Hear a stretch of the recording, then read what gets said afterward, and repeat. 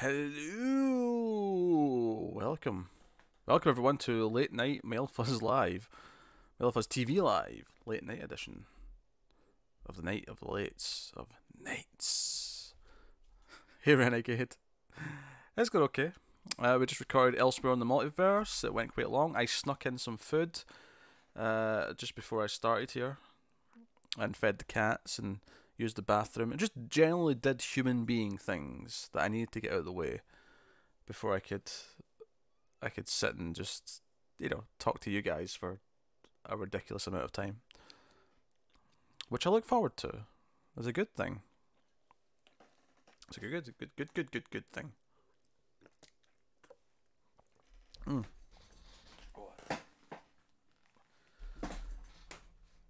And I hate that the cat hair on my shirt, like this black shirt, the cat hairs from Firefly especially always show up.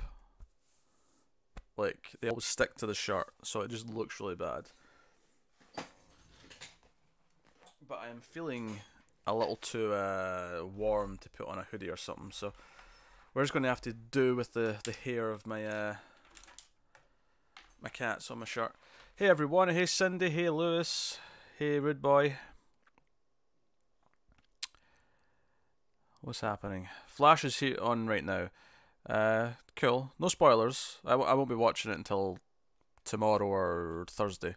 Probably Thursday. Oh. Cats, calm down. Lewis, hi Pete. Did you watch Real the Superman today? You really enjoyed it. I did watch it today. We didn't record the review today. We didn't have time to fit that in as well as Elsewhere, but we should be recording it tomorrow. So it'll probably be up late tomorrow night, is my thinking. But yeah, so yeah. Hey everyone, thanks for dropping by to the late night edition of the stream. For those of you who stick around for the whole thing, the second half will be a live watching together of a So Bad It's Good movie called Hard Ticket to Hawaii, which I've not seen before, but I've heard very good things about how bad this movie is. It is on YouTube, so everyone can get a link and go watch it when the time comes. I'm plugging in my tablet. When we record one of the comics podcasts, I tend to be looking at the issues on the tablet for like a long time, so that the power tends to be dying on it afterwards.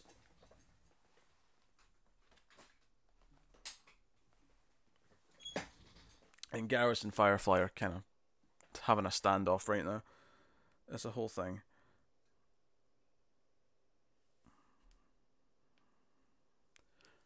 So how's everyone? How's everyone doing? Renegade just got finished reading a book before this. That's cool. What were you reading?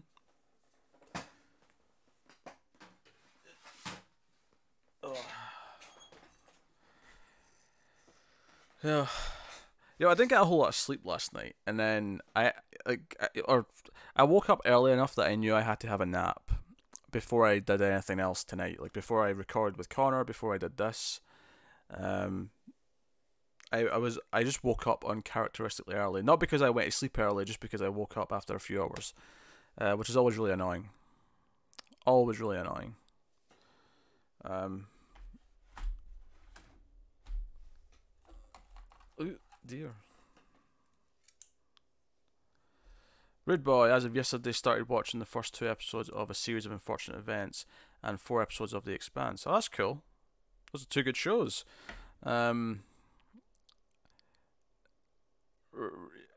there's very different shows. Like Unfortunate Events is just a really delightfully witty time, and then Expanse. Episode 4 was the first great episode, if I remember right. I think that's the first episode where you see some ship combat. I remember turrets being used on the ship, but you just watched it, so you'll remember better than I do.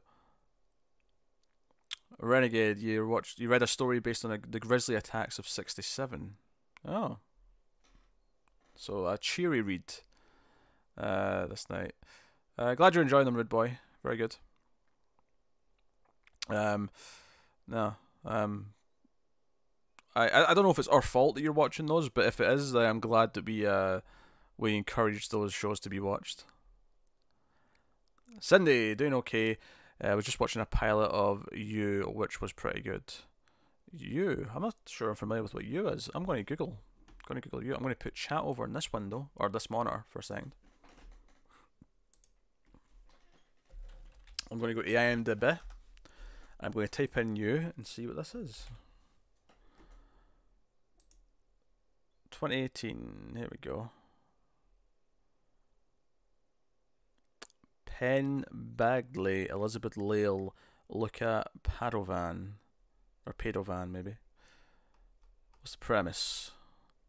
A clever bookstore manager relies on his savvy internet know-how to make the woman of his dreams fall in love with him. Oh, it's a Netflix thing. I think. The trailer here says Netflix on it. I don't know if it is though. The poster doesn't say Netflix. The poster says Lifetime. Oh, so what's one of these international deals they've got then? Because the trailer looks Netflixy. Renegade. I saw the Spider-Man trailer. I was literally bouncing in your seat. And it was our fault you're watching those shows, Rude Boy. I am glad to hear that. I am glad that we spread some love for shows deserving of such things. Yeah, new Spider-Man trailer was pretty good. I think we've got a trailer talk scheduled to record on Saturday. I didn't think we were going to do one this week, and then they told us a Spider-Man trailer was coming. It was like, okay, well, I guess that's the headliner. I guess we have to do one this week now.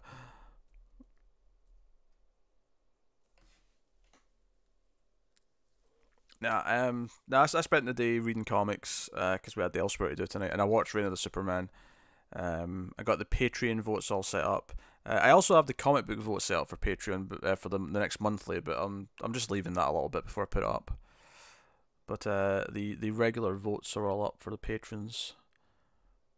And Cindy, I mean I don't know for sure if it was you, but I saw that someone bought a bag with Screams After Midnight on it. So I'm going to take a wild leap and say that that was you based on the previous conversation. So thank you. Thank you for buying merch.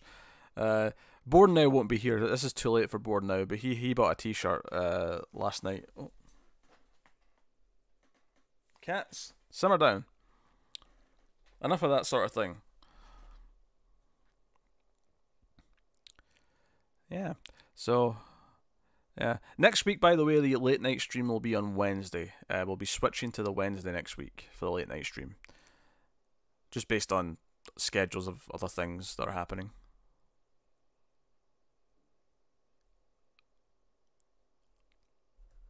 I shall take a drink of my beverage.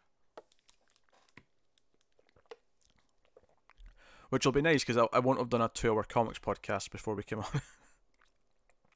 My poor voice can't take all this. Yeah, that was you that bought the bag, Cindy. That's cool.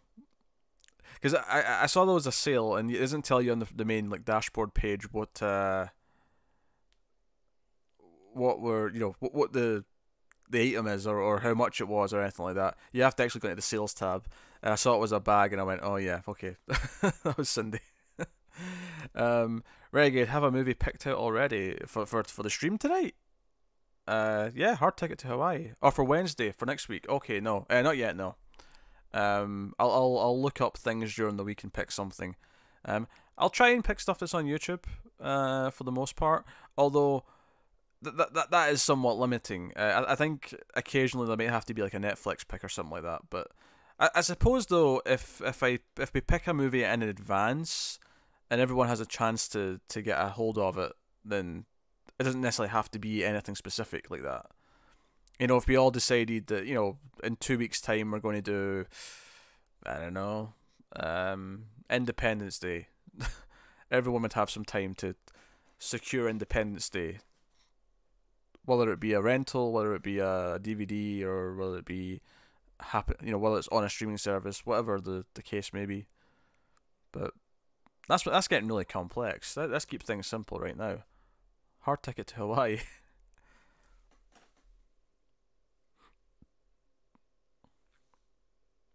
There's a movie on YouTube you should see called The Spider Labyrinth. It's pretty bad. Oh, I don't know. The Spider Labyrinth. To the movie database. Let's see what it is. IMDb. The Spider Labyrinth from 1988.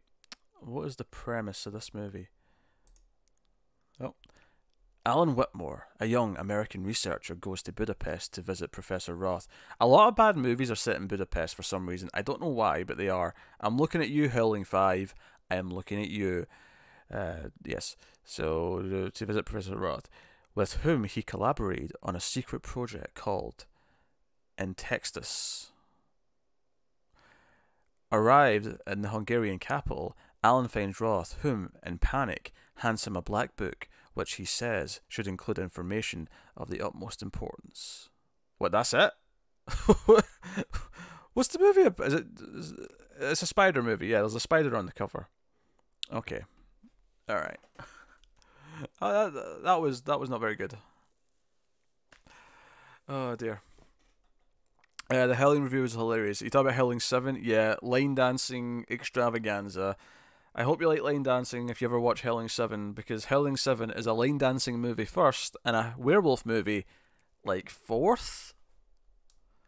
It's like a line dancing movie and then a drifter movie and then like a romantic comedy, and then finally fourth in the list there's a little bit of werewolf. No, fifth is a crime mystery. And then fifth is werewolf. All of these different things pale in comparison to the actual line dancing, though. Line dancing is first and foremost. We watched like a month and a half ago, though. I can barely remember most of it. I remember line dancing. I remember how laid back the priest and detective were, and that is pretty much it. More or less. I need to trim my beard. My whiskers are getting a little bit uncontrollable. I need a haircut too, actually. I'm very unkempt right now. I'm very caveman.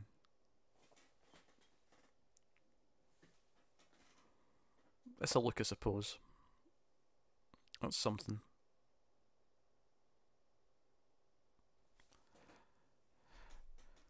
You've only seen the first Howling, it was okay. You like Dee Wallace. Yeah, I like Dee Wallace too. Dee Wallace is one of those actors who showed up a lot early on. In a lot of horror movies and a lot of, you know, she was the mum in E.T., she was, oh, that's not a horror movie, but she was in Cujo, she was in a bunch of stuff. Radio Retroactive Gremlin, what is your thoughts on the breaking news of Ghostbusters 3? Yeah, this is a kind of out of nowhere. Is it Jason Reitman is in talks or is going to make a Ghostbusters movie? And does it sound like Ghostbusters 3? Like, I've not read much into it. I saw that he was doing a Ghostbusters movie. Is it sounding more like a Ghostbusters 3? Which is kind of weird, given that at this point all the actors are, you know, I mean, one of them is dead, and then the rest are like very old. It's weird to me that it took 25 years to do a Ghostbusters movie after Ghostbusters 2. It didn't do that well, and we're already trying again like 3 years later. That's kind of weird to me, like how quickly it's going now, when it took so long the first time. It's like Sony's desperate to make that a brand that's like a franchise. And I'm like, where were you in the 90s when we're all in the mood for it? I don't know. Cindy, these Howling movies sound like torture. They are. 1, 2, and 3 weren't that great. 2 and 3 were actually outright bad, but had some fun elements to them. 4 onwards are just, oh, awful, awful, awful. Roberto Robles, welcome to the stream. YouTube has ad-supported free movies available for all. Maybe select one of them. I've never sorted through their catalogue though, so just a selection might not be very good. I don't know if they're movies with ads that they've just started putting up, or worldwide though. It might not be good for everyone, those options. But there are definitely some really bad movies on YouTube that are just there on YouTube properly. Plus, the ad-supported ones are kind of weird, because if there's ads in the middle, then it would put everyone out of sync, right? Because everyone will get different ad lengths. Gremlin, Yeah, it's going to be tied to the original universe. That feels like a reaction because of the last one not doing so hot, and it was really weird to me in that one why it wasn't. Like, I think one of there was two things I disliked about Ghostbusters 2016 really. One was the comedy, which I didn't think was very good for the most part. It did that thing where it felt like they just let the actors improv and didn't like yell cut. There was a lot of jokes where I felt like that would have been really funny if you just cut after that line, but the joke kept going for another 10 minutes because Melissa McCarthy can't just let a joke end. She has to draw it out forever. And then the other thing is, like, why was it like a reboot? You know, or not necessarily. I mean, obviously it was a reboot. I don't mind that it was like a reboot, but why was it a reboot that was completely separate from the original? Like, why not just set it in the same universe? And these are people who are like becoming Ghostbusters years after the original is retired, but there's a need for Ghostbusters, so they like steal the equipment and go and ghost hunting, and then if by the end they're kind of like the torch is passed or something like that. Like, there was ways you could do it and that would work, and swap out Melissa McCarthy for someone who is remotely talented. That'd be lovely, and then go from there. So I don't know. Renegade, cool idea for a Ghostbusters movie would be having the kids of the original characters take over, then the ghosts break out. Yeah, I can see that. I can see that might be what they end up doing. Gremlin, I'm assuming it will be the third that they have been teasing for so long. Just last month, Dan Aykroyd was saying how they were still planning on doing a third, even Murray coming back. Well, that's surprising. I'll believe it when I see it, but you agree with what I'm saying about the 2016 movie? Comedy was not all subtle and very forced. Also, CGI was terrible. Yeah, CG wasn't great. I feel like Ghostbusters can kind of get away with that, though, if it's going for the comical thing. I think the one thing that I liked about the new movie was the emphasis on the gadgets, and as much as it was a bit over the top, I did kind of like some of the fighting in Times Square. I've always liked the idea of making Ghostbusters a bit more of an action movie. Like, keep the humor. I'm not saying getting rid of the comedy or get rid of the other stuff, but the idea that you could maybe like do something more action orientated with the proton packs and the beams and the, you know, have it be more of a fight, I guess. And that kind of delved into that territory a little bit. It was dipping its toes into it, but that was pretty much it. So yeah, I didn't hate the 2016 one. It just, you know, there was those key problems that I had. That have kind of gotten worse over time. Like, I feel like I kind of thought it was okay when I saw it. Like, it was decent enough, and over time I've kind of soured on it a little bit, and I'm a little bit So yeah. Hey, if they make a good Ghostbusters movie, then great. I feel like I'm conditioned though to assume they won't, so I won't be disappointed when it goes badly. That's my thinking. I really need to trim my mustache. It's really bugging me now. My hairs are hitting my lip, and it's annoying the shit out of me. We might do a break somewhere in the middle of the stream so I can go trim. Oh, what's happening on the YouTubes?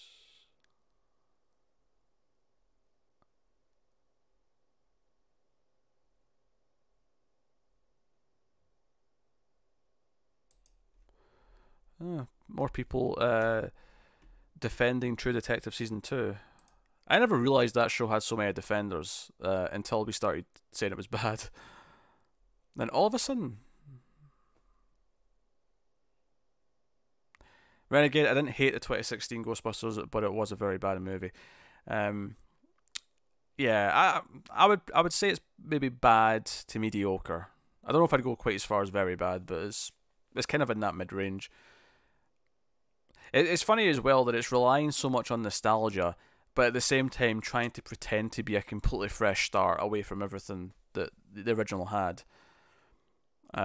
It had that prequel syndrome almost, where it had to make a big deal out of everything. Like the moment that the logo was created, right? That has to be a big moment in the new movie, when it didn't really matter how the logo was created, even though the scene itself wasn't that bad.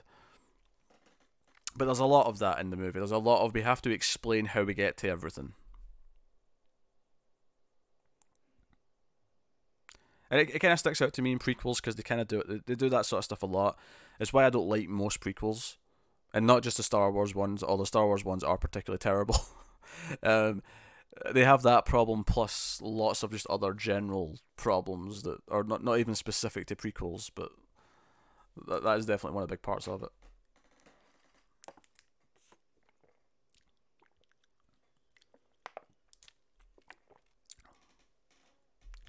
So one of the things that I put in the thumbnail for this is Resident Evil 2 Remake, because the demo came out on Friday, I want to say, and I was playing it a bit, and it was pretty good, and I'm really looking forward to the full game in a couple of weeks. There's a time limit on it, but the PC version was very quickly dealt with to get around that, shall we say. So I've played it a few times. The last time or two I played it was mainly to mess with the PC settings than it was to actually play through it again, because there's not actually that much in the demo. It's very simple and straightforward, and you just gotta go from A to B and pick up a couple of things. But it's got all those ingredients. It looks great. The zombies feel great. The picking up items, the inventory, the boxes, the puzzles, all of it feels like it's doing the right thing. So I am very optimistic about Resident Evil 2. Very optimistic. And if it is what it seems like it is, then I'll be calling it the first real Resident Evil game in 15 years. 17 years even? Yeah.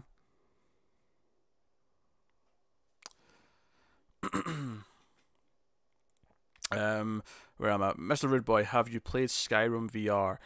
No, I've not. I do not own any VR apparatus of any kind. I've never used a VR apparatus of any kind.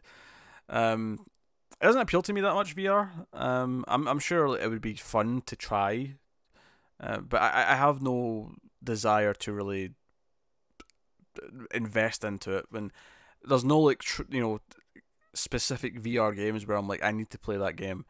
And I like Skyrim well enough, but I don't. There's other RPGs that I like more than Skyrim, so that's not like a selling point for me.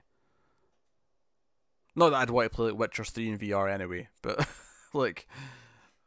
yeah. Cindy, you agree you liked her in Gilmore Girls and a couple of other things, Renegade, because Renegade said, "Oh, I missed something. Melissa McCarthy needs to take more roles that suit her." Okay, sure. Yeah, maybe in the right things. Like, she didn't bug me that much in Bridesmaids, and Bridesmaids had a pretty good script. But that was the other thing about Ghostbusters. It's like Kristen Wiig wrote like an Oscar-winning comedy. Why not let Kristen Wiig write the script and then stick to the script instead of all this improv crap? That'd be my hope. Renegade. Maybe we'll get a Resident Evil 3 make one day. A Resident Evil 3 make? I don't even mean that, but that sounds quite good. Yeah, a Resident Evil 3 remake. I hope so. I think that if 2 does well, then we're into something. I think we'll do 8 before they do another remake, but I think it'll be 8 then remake 3. Mr. Rude Boy, Kingdom Hearts should be coming out soon. Yeah, Kingdom Hearts is really close to Resident Evil 2. I have no attachment to Kingdom Hearts though. I've never really played the first 2 or really care about Disney or all that much about Final Fantasy kind of things. Although I've dabbled with Final Fantasy 7 and I like the combat, so I do intend on playing through like maybe 7, 8, and 9 at some point, but I haven't really done it yet. Kingdom Hearts I'm not really feeling though. But the fan base for that is rabid. They love that stuff. I'll be playing Resident Evil 2 though, quite happily. Getting my ass handed to me by Mr. X and giant alligators and William Birkin and everything else. Oh, I'm giddy. We're hitting loopy earlier in the stream. This is either a very bad sign or a very good sign, depending on your perspective.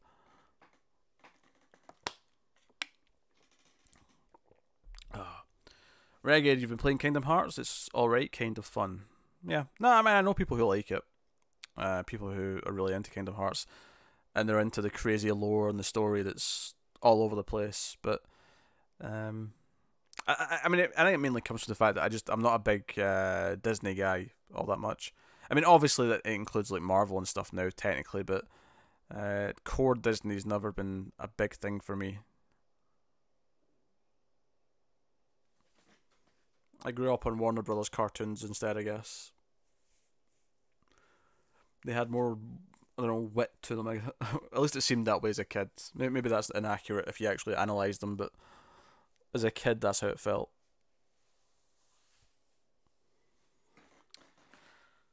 I need to get a comfy chair in here, like a nice comfy couch, so I can do a laid back. Because I've got the mic arm, so I can just sort of like pull it over into the couch and be like, "Hey everyone, we're going to do some casual couch streaming today." Renegade. I'm halfway through Cold Fear. Love that game. Never played Cold Fear. You've mentioned it before. Have to put it on the list. Rude Boy, I think Resident Evil with VR alone at night would be a very interesting experience. Well, Resident Evil 7 was in VR, although it was a very different game because it was first person, which is kind of one of the things that I don't like about 7 is that it's in first person. I prefer third person, which is maybe why VR doesn't appeal to me as much. But I mean, 7 was not bad. 7 had some really high points. 7 had some low points. It was definitely one of the better games that they've made in a while for Resident Evil, but it still wasn't quite scratching the itch that I've been waiting for like 17 years. Damn it! But two is there. Hopefully, it seems like it is. It feels like a surefire hit at this point. So I don't know. Well, I hope I'm positive. I hope in a couple of weeks' time when I've been playing it, I can sing its praises. Renegade, have you heard about raids with strangers? That should be interesting. I don't know.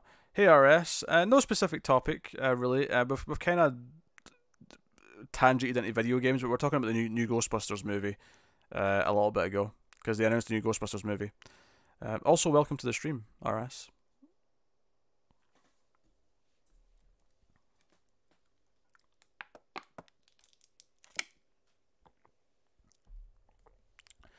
Just casual chat for the first couple hours, and then we'll be doing a live watch of a bad movie. Because we did that just sort of like on the whim of it last week, and this week I've came prepared with a movie picked out that's on YouTube. Eek.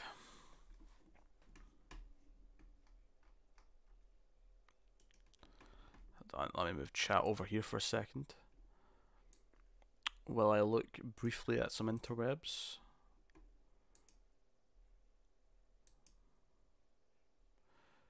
It sounded like the new Ghostbusters might be a sequel to the originals, or at least in the universe with the originals. So, which to me says that they realised that maybe that's part of the reason why people didn't like the new one is because it had nothing to do with the originals. So, it seems like they're going down that path. Renegade, Raids with Strangers is about a girl hitchhiking with strangers and you have to decide which ones are killers. Oh, that does sound interesting. That sounds intriguing. I can get into that.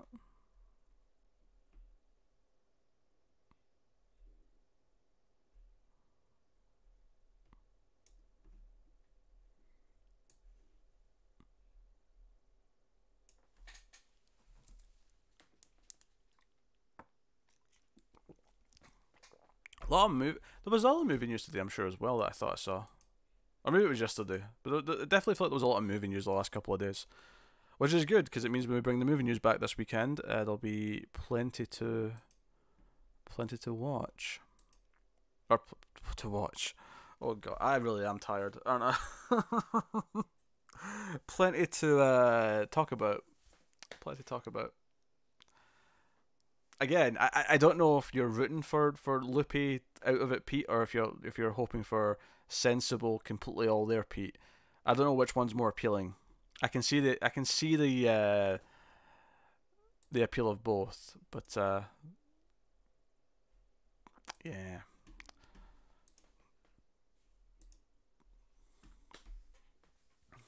Can you imagine a movie with that idea? I guess a movie with that idea would be kind of like a sting operation. Like it'd be like an undercover FBI agent who pretends to hitchhike, and obviously they'll be like, you know, back up, you know, waiting in the wings, but the agent has to like make a call and say, okay, this one's a serial killer and this one's not, because presumably there's maybe been some killings in the area or something, right? Like there's been a string of hitchhike related murders. That could be the thing, which could work. I could see it. You could also very easily make it a comedy. I think you could. You can make it a dark comedy quite easily, I think. I still have Spider Labyrinth up in the window. Why did... This is Renegade's fault. It's all your fault. All of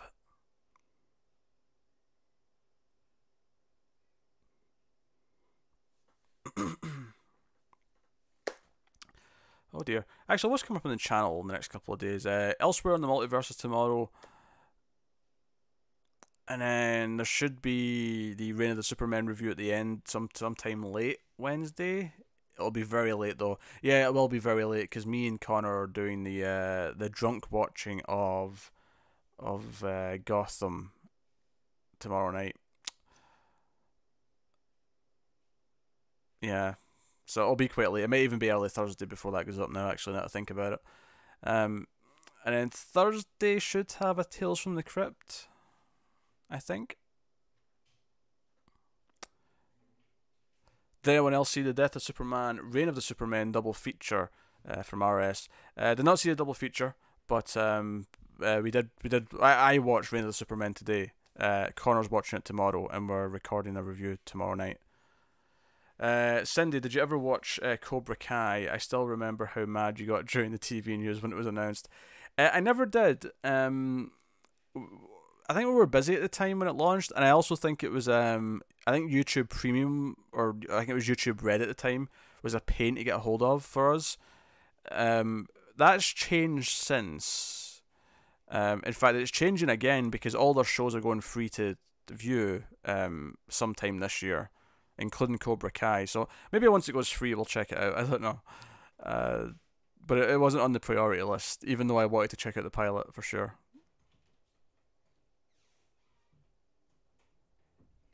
Renegade, that would be cool. I was thinking of a guy hitchhiking and then running from a bunch of weirdos. Yeah, I could see that. I could see that. Yeah. That was a bit of a rant, that Cobra Kai one, now that I think about it. I think that, and then my rage at Felicity standing up out of the wheelchair in season 4 of Arrow are the two that come to mind, where I went on a bit of a tirade. Bit of a rant. Oh, those are the ones that spring to mind. I'm sure there's more, but yeah. I guess that's because we were talking about prequels a little bit earlier. You thought of that? Maybe it wasn't, but because that's what the rant was about. It was about prequels and having things that have to tie into other things and all the rest of it. Nothing can ever just be a new original thing on its own anymore. Rude Boy, speaking of hitchhiking, have you seen The Hitcher with Rutger Hauer and C. Thomas Howell? I have indeed seen The Hitcher. It's been a long time, but I have seen it. I had it on DVD back in the day.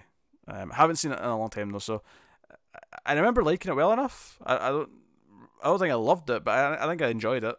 But I think Rutger Hauer was the best part of it for sure. But it's been a long time. I don't remember a whole lot of specific scenes or anything like that. Renegade, nothing compares to your Halloween rage. Oh, for the remake? Yeah. Rob Zombie's Halloween is a potent topic. So it's a volatile topic, you might say. And you like The Hitcher too, Renegade? Yeah. I have not seen the remake, though. Seen the original, not the remake. Or the sequel for that matter, because there was a Hitcher 2, I believe, for the original. Which I don't think's meant to be good, but I never saw that either. Maybe one day on streams. So many horror movies to do on streams. There's like, we never run out. Like we're constantly struggling because we're like, oh, we've got sequels to Leprechaun and Friday the 13th and Nightmare on Elm Street and Howling, and Scream even. Yeah, we're supposed to be doing Scream sequels. We've not even started doing those yet. We've got all that to do, and then like, oh no, but we've got all these 2018 movies we need to fit in before we do the awards, and it's like, oh my god, there's not enough slots. There's not enough slots in a year for all the screams that we're supposed to do. I think it'll get naturally easier once we've knocked out all these franchises. Like once they're officially all done, and we've done most of the big franchises, they won't get in the way, I suppose, as much. But we do want to do them because they're, you know, they're the big franchises. We have to do them. Hitcher 2 is absolute garbage. Yeah, that's basically what I assumed. But never saw it. Never saw it.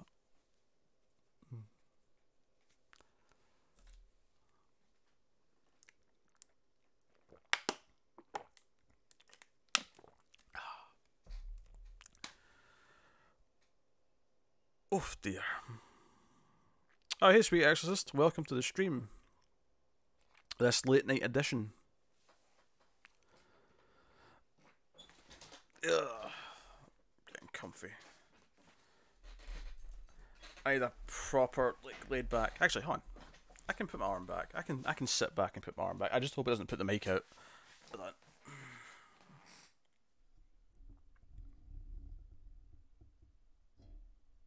Don't do it. Don't do it. We seem to be okay. Alright.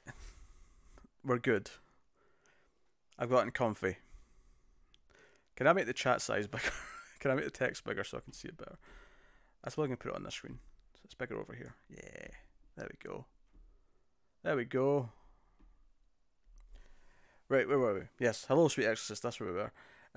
Red Boy, have you seen the Stepfather series of films starring Terry O'Quinn from Lost? I have not. I have not seen the Stepfather or any of the sequels. I like Terry O'Quinn though, because I like Lost a lot. But I like because he popped up in an episode of Tales from the Crypt. He was in Silver Bullet, but I don't think I'd ever seen him in anything when he was younger until I'd seen Lost already. Or at least if I had, I didn't know who he was. So it's kind of like how Dean. That's not his name in the show.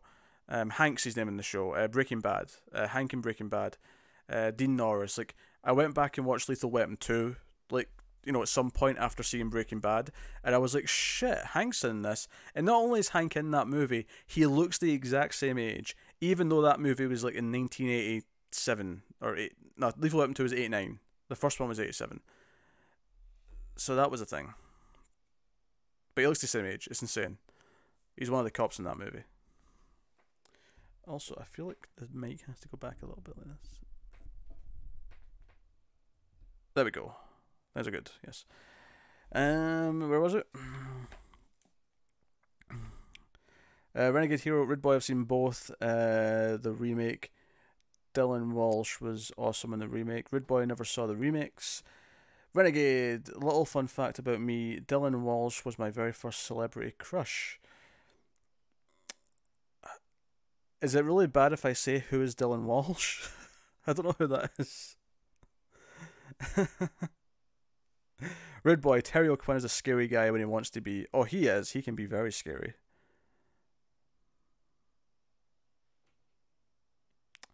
Gremlin, when's the Jason Takes Manhattan review coming? I'm looking forward to it. That's a good question. It'll be a few weeks yet. We recorded a bunch of movies on Sunday. We recorded 3 reviews on Sunday, and they were all current, like 2018-ish movies. I can tell you that the next 2 Sundays that we record, they will. One of them, I suppose, the 4th movie could be Friday the 13th. It could be. The sequels are going a little bit slow right now because of the time of the year we're at, but yeah, it could be sometime. It could be February. I'll say it might be in February. I hope it's in February, and hopefully we get to Scream 2 in February as well, just so we're kind of ticking along the sequel path. But I'm looking forward to it as well. I like Jason Takes Manhattan. I'm looking forward to watching that movie. Cindy, isn't Dylan Walsh one of the actors from Nip Tuck? I'll take your word for it. He was in Congo, apparently, which is where Renegade first saw him. He was also in Nip Tuck. There you go.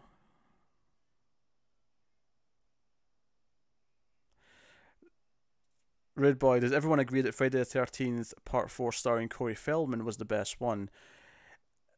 I think there's an argument to be made for it. It's one of my favourites. I like 4 a lot. I like 2, 3, 4, 6. 7's not that bad actually, and then 8's I enjoy it. 8's not a good movie, like people shit on it, but I really like it. And then Jason X is really good. Jason Goes to Hell can burn in hell. No pun intended. Zombie Dave, welcome to the stream. I don't even recognise your name actually, from comments or that, so yeah, welcome. Terry O'Quinn used to be typecast as a slightly stuffed shirt military colonel guy. I can see that. I can see that. He's actually got quite a lot of range. He can be very different. Because you've got John Locke at one end, and then you've got like the creepier roles that he's done at the other end. Friday 2 is Renegade's favourite. It's a good choice. I think Friday the 13th Part 2 might be the best horror movie in the series. And what I mean by that is that it's probably the best directed in terms of actual like tension. And it's not a high bar with Friday the 13th, but like it probably is the best one, and purely in terms of horror. Retro Radioactive Gremlin. I just say Gremlin now. Why am I saying your whole name? You've never seen Jason Goes to Hell, but I see it on Netflix right now. I gotta check it out to see if it's as bad as people say it is. It's Jason Voorhees is not in 90% of that movie. The plot is about a possessed. Was it a knife or a mask or a book? I can't remember what the item was. I think it was a book or a knife. But it's about the spirit of Jason possessing people. So I like the opening 10 minutes. There's an opening 10 minutes to that movie that I quite like, but after that it's absolute garbage. It is easily the worst one. Like Part 5 is like a masterpiece in comparison. Rude Boy, you were a kid when it came out, so you related to it more. You're a bit older than me, because I mean, by the time I was a kid, like Friday the 13th was on hiatus, basically. Because I was born in '89, which was when Part 8 came out. So there was Jason Goes to Hell, and when I was still like a toddler, and then Jason X. I remember Jason X. I remember like getting. I was too young to see it in the theaters, but I was watching horror movies at home at that point. I remember like getting the DVD for Jason X as soon as I could. I had to see Jason X. Renegade, did you ever see Never Hike Alone? That was awesome. It's on YouTube. I have never seen Never Hike Alone. In fact, I've never even heard of Never Hike Alone. I have said the word never a lot in the last 10 seconds. Rude Boy, Friday the 13th Part 2 scared me for a long time when the refrigerator door opened. Made me scared to midnight snack. I think what I like about Friday the 13th 2, outside of the fun like wheelchair kill and stuff like that, is just the image of Jason running in the potato sack. That sackhead Jason, even though I love the hockey mask Jason because that's the iconic look,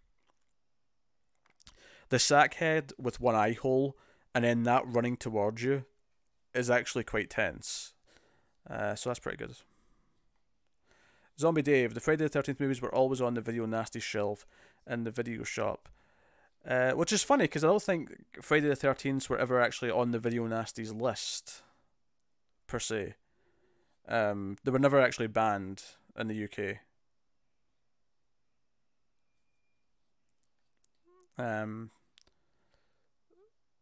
Yeah. Evil Dead's probably the most famous one that was banned for a while. Yeah, the uncut one was banned anyway. I think they released like a cut version of it to get around it, but it was a whole thing. Renegade Hero Never Hike Alone is part of the Friday franchise, but that's all I'll say. Oh, interesting. That's very interesting. I'm intrigued. I'm intrigued now. Yeah. I do like the Friday franchise a lot. Like, it's like none of the movies in it are masterpieces. It's just kind of a fun, fairly consistent franchise for most of the movie, if you like 80s slasher movies. And I do. Whereas Nightmare on Elm Street arguably has like 2 really great films, but the rest of them, you know, suck more. Mr. Rude Boy, maybe Jason as a snack. Sorry, as a sack is really Scarecrow.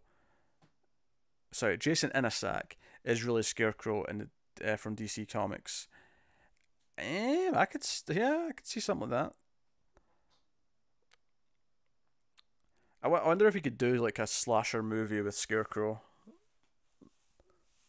You could definitely do one with Joker. Joker's an easy one to do that with. Renegade, I thought New Nightmare was good. Yeah, New Nightmare was good. I always forget about that when I'm talking about it because it's kind of this weird like meta one that's like separate from the rest. When I said there was two good ones, I really just meant through 1 through 6. Even though I liked 4 more the last time I watched it, and 2 is not like a hard watch, but Zombie Dave, Evil Dead is a weird film to ban, as so much of it has plasticine horror effects. Yeah, it's kind of weird. It's kind of one of those things where some movies got a reputation just based on their title, rather than because the people censoring them actually watched any of them. Like something called Driller Killer just got banned because it was called Driller Killer. It didn't matter what it was or what was in it.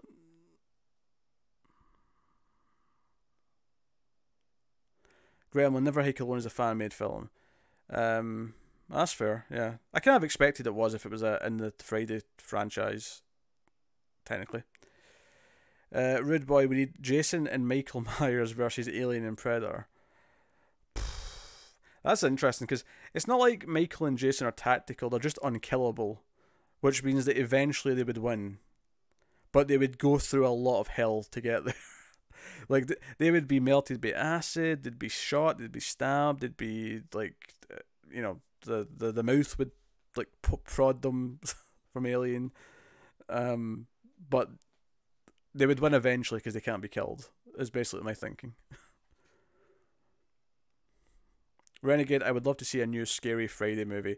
They've had like another Friday the 13th movie in the works multiple times, and it keeps falling through for a number of reasons. Complicated rights issues.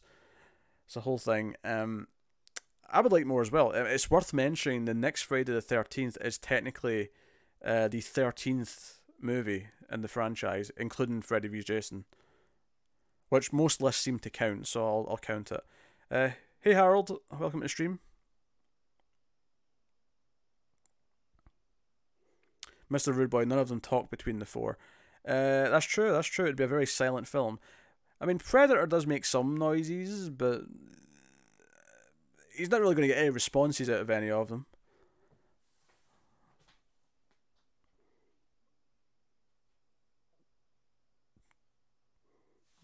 Can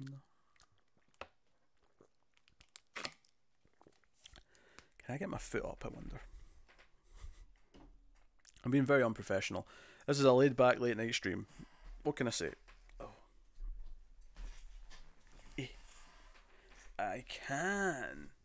Way to go for comfort. My messy couch is behind me as well.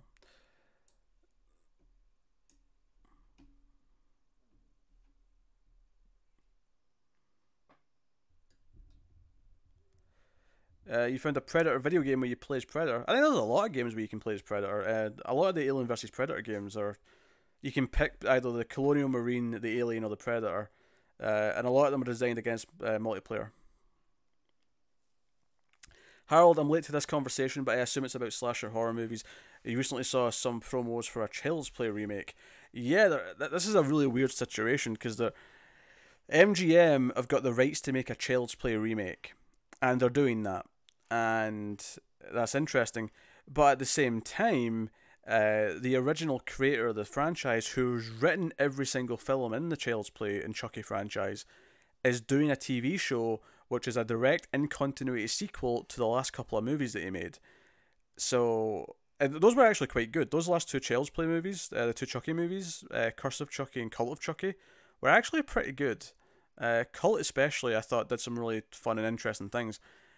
So I'm looking forward to the series more than I'm looking forward to this remake, but I'll give it a shot. No reason why not. Hey Boana, welcome to the stream. Zombie Dave, ain't it cool news?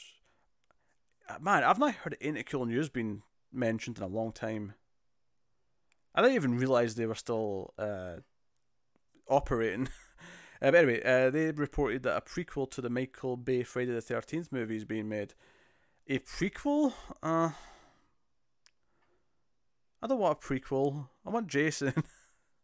I want Jason killing people.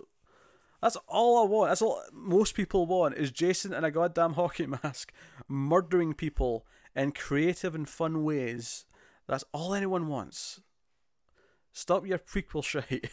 No one wants it. And if they do, I'll fight them. I'll fight them with a stick.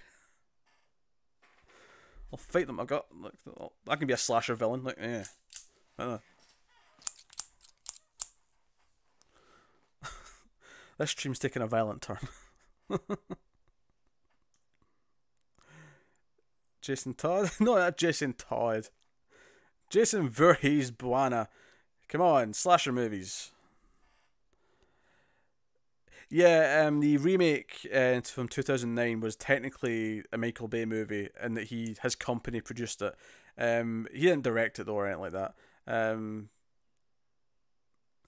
Friday the 13th, the remake's not that bad. It's not the best one in the series by any means, but it just kind of felt like another sequel, for the most part.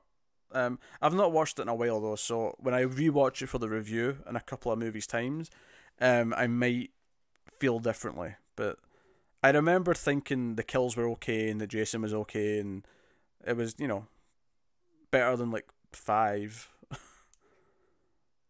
Maybe a bit even better than 1, because Friday the 13th Part 1 is kind of one of the weaker ones. Renegade, we should get a remake of The Burning, even though I love the original. If they go all out with the Shears kills, more or less, then sure. I'm not really attached to the plot of that movie. I just want garden shear kills. Is basically the thing. I will say this. I've often said that if they ever do a Jason versus Michael movie, it should be called Friday the 31st. That's my genius idea. But man, I had a big job interview today. Wish me luck. It'll be a 15k jump. Oh, very good luck. Much good luck. Oh, message redacted. What's all this happening? Henry, okay, good. I was thinking of Michael Bay that it's just Jason walking slowly away from explosions. If it was explosions of nothing but blood, I would be okay with it. But it wouldn't be, so yes, I agree. Lewis Martins, when is the review of Reign of the Supermen coming out? We are recording it tomorrow. It'll be early Thursday. It would be late tomorrow night, but tomorrow night we do a couple of other things. I think by the time we finish, it'll probably be too late to put it up for the end of Wednesday. So it'll be early Thursday. Renegade, can we please get a damn movie of Clock Tower already? And there's an 80s comedy called Saturday the 14th. That sounds like something that exists, yeah. There's a joke in Sleepaway Camp 2 about it being Saturday the 14th as well. And I do like Sleepaway Camp 2. Clock Tower would make an interesting movie, actually. Stealth horror games don't do that much for me, but they'd work as movies because a lot of horror movies tend to be trying to hide from the bad guy. Gremlin, I wish we would get a proper Alien sequel. I know you're a fan of Whedon, who wrote the fourth, but how would you feel if they ignored it along with the third one and made a direct sequel to Aliens? Oh, I'd rather they do that if they were going to. I mean, honestly, Retro, at this point, I'm kind of like over hoping that we're going to get a good Alien movie. Prometheus and Alien Covenant have just like ruined any enthusiasm I have for new Alien movies. At least ones with Ridley Scott attached to them anyway, which is a shame. But yeah, no, because Neil Blomkamp was going to do that. He was going to do like an Alien sequel that was like, Hicks and Newt and Ripley, and I was on board for that. I was excited about that. Obviously I like Joss Whedon, but like I'm not attached to Alien Resurrection. But I mean, I think it's okay. Like I can watch Alien Resurrection, but I don't mind it being written out of continuity. Just whatever. It's an okay movie. But Alien and Aliens are the only great movies in that series. They're the two masterpieces. And then everything else, although Alien 3 and Resurrection feel great compared to some of the later stuff. But hey, Lewis, what do you think of the movie? Reign of the Superman? I am not going to tell you because the review is coming in a very short frame of time. So I'm going to be cheeky and not to say.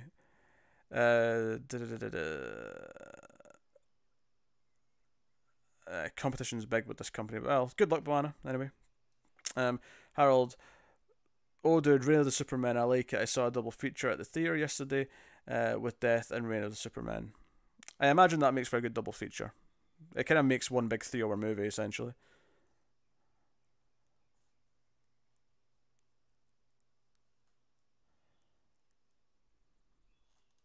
Yeah, Prometheus and Covenant were terrible. And do you know what the sad part is I didn't like Prometheus, but it looked like a good movie. Like, you know, visually, the effects and the design looked quite nice for the most part.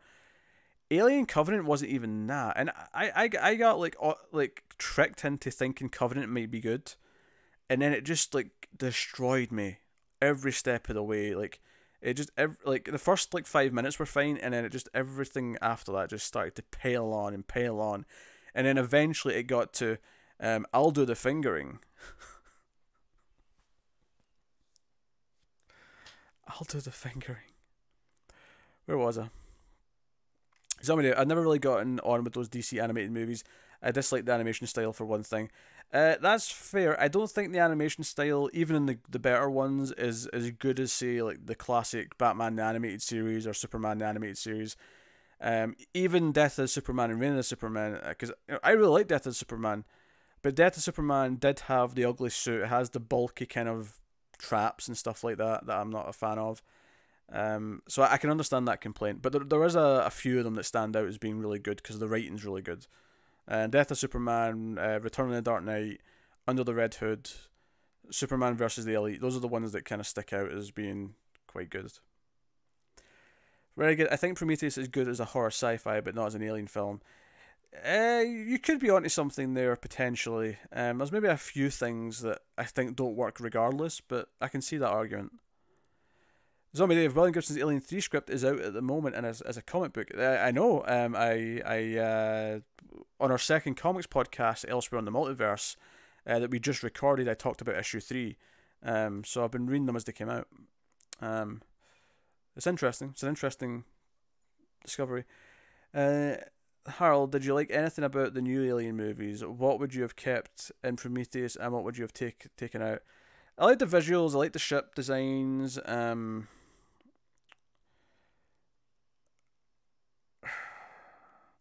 It had a pretty good cast, actually. Unfortunately, I didn't get a whole lot to do. Like, Numi Rapici, Logan Marshall Green, Charlize Theron, like, it had a good cast. It had a really dumb script, though. I would take away the script.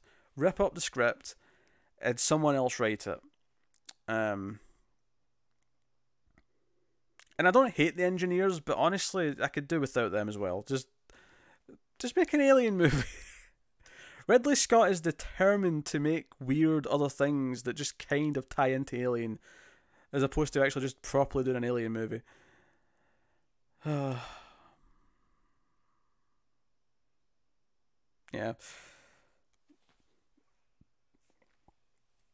Buana, what finger? Ask Michael Fassbender. He's the one who was doing the fingering. Zombie Dave, I hate how that Ridley Scott went back to Alien. I wish he'd left that alone. Yeah, I do too. I was excited about Prometheus before it came out. I was kind of lukewarm on it. I disliked it more when I watched it again. Alien Covenant is a mess. Alien Covenant is an absolute mess of a film, and it's a shame. Where are we next? Covenant relied too much on gore, but Fassbender was the best part of it. I don't know. I mean, Fassbender's a good actor, but like his character in that movie went off the rails. Like I hated his characters in that. Buana, get over the New 52 being used in animation. It's not that bad. Nah, it's terrible. I'm never going to not complain about Superman having his New 52 suit. I hate it. And then the New 52 Wonder Woman suit as well. In fact, it's not even the Wonder Woman. It's not even the New 52 Wonder Woman suit. It's just this weird Wonder Woman suit that's different. Richard, do you think we'll ever get a Flashpoint animated film? I think it's a possibility. I feel like if you ask me what Flash stories are likely to be made, I think Flash Storm or Speed Force Storm, whatever the first story was called from Rebirth, maybe Perfect Storm and Flash War are the ones that I'd say have a chance. Sticking to current things, but I think it could be if they ever stop making Superman and Batman movies and focus on other people. Yeah, I could see it. Where are we next? Gremlin, haha, yeah, Prometheus was definitely better than Covenant, but there shouldn't have been any prequels to Alien to begin with because it demystifies things. No, I agree. It's one of the things I hate about prequels. You know, when I watch Alien, I'm not thinking to myself, oh, Prometheus happened before this. I don't think that at all. I'm not thinking David created the xenomorph. I ain't thinking of any of this. No. It's still a mystery. The space jockey was transporting the aliens. The only thing from Prometheus that I like in terms of lore is the idea that the alien was a biological weapon. That someone designed it in some capacity, or at the very least found it and was using it as a weapon. Which is funny because Ridley Scott said that was his idea on the commentary for the first movie that he recorded in 1999. So that was like 14 years or something like that before Prometheus. He already had the idea that the alien was a biological weapon of mass destruction. I like that idea, and that was always there. Everything else, where was I? Oh shit! There's a lot of comments now. I'm trying to find it. Fassbender did the blowing and the fingering. He did. Fassbender is very, very multi-talented. Zombie Dave, Alien is still a masterpiece though. Yeah, Alien and Aliens are masterpieces. I think Alien and Aliens are both 10 out of 10. They're both like perfect movies for what they are. They're different, but they're both perfect. They're both perfect. Mr. Rude Boy, I noticed you didn't mention 3% in your 2018 best of shows. Yeah, it just missed the cut. We had considered 3% carefully. It was number 11 essentially. It was basically just deciding if it was going to knock off the bottom couple, and between the two of us, it was deciding not to be. But 3% is very good. Don't take it as a criticism at 3%. I think we both like season 1 a bit more. Connor definitely did. I think I probably did too. A little bit. But I liked a lot of the ideas that 3% was playing with and added to the mythology. Renegade, I have to cover my mouth during the fingering scene in Covenant. I kept laughing. I think you'd have to cover your mouth if you were in the fingering scene as well, for other reasons.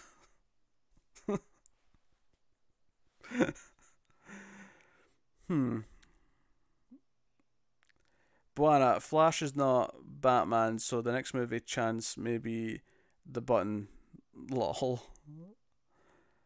Zombie Dave, if you listen to the 1990 DVD commentary, Alien, Ridley Scott said it's a weapon and the ship is like an aircraft carrier. Yeah, I mentioned that. Yeah, okay. There's a delay in the chat.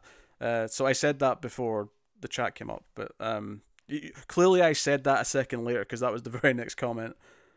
That was fascinating though. I remember listening to that commentary after I'd seen Prometheus and being like impressed that at least that core idea had stayed the entire time. Cindy, Channel Zero got cancelled? That's a shame. Yeah, it's a shame, but likewise, we never watched season 4. I mean, it's impressive that it got 4 seasons in such a short space of time. And we liked season 1 and 2. Season 3 we didn't like a lot at all even. Which was funny because people in the comments were being really like divisive on it. Like some people were like really angry with us and saying, "No, season 3 is easily the best season. You're just idiots. You don't understand. You don't get it. It's easily the best one." And I'm like, I don't know. It's the boring one. Like, what? But yeah, it's a shame all the same. It got cancelled. Rude Boy agrees that 3% season 1 is better. Buana Pete, you're going to have Beyond the Pale. You have gone beyond the pale. Have I? No, I'm not that pale today. I was pale earlier. I actually had to colour correct in the middle of the comics podcast because I realised I looked very colourless. It was weird. Where's my chat window? Ah, shit. Try to get my foot up. Off topic, but considering this is from RS. Off topic, but considering that he's a time traveler, do you think we could ever get a Reverse Flash vs Batman Beyond story? After Button, Bruce would put in an anti-speedster tech in Terry's batsuit. That's interesting.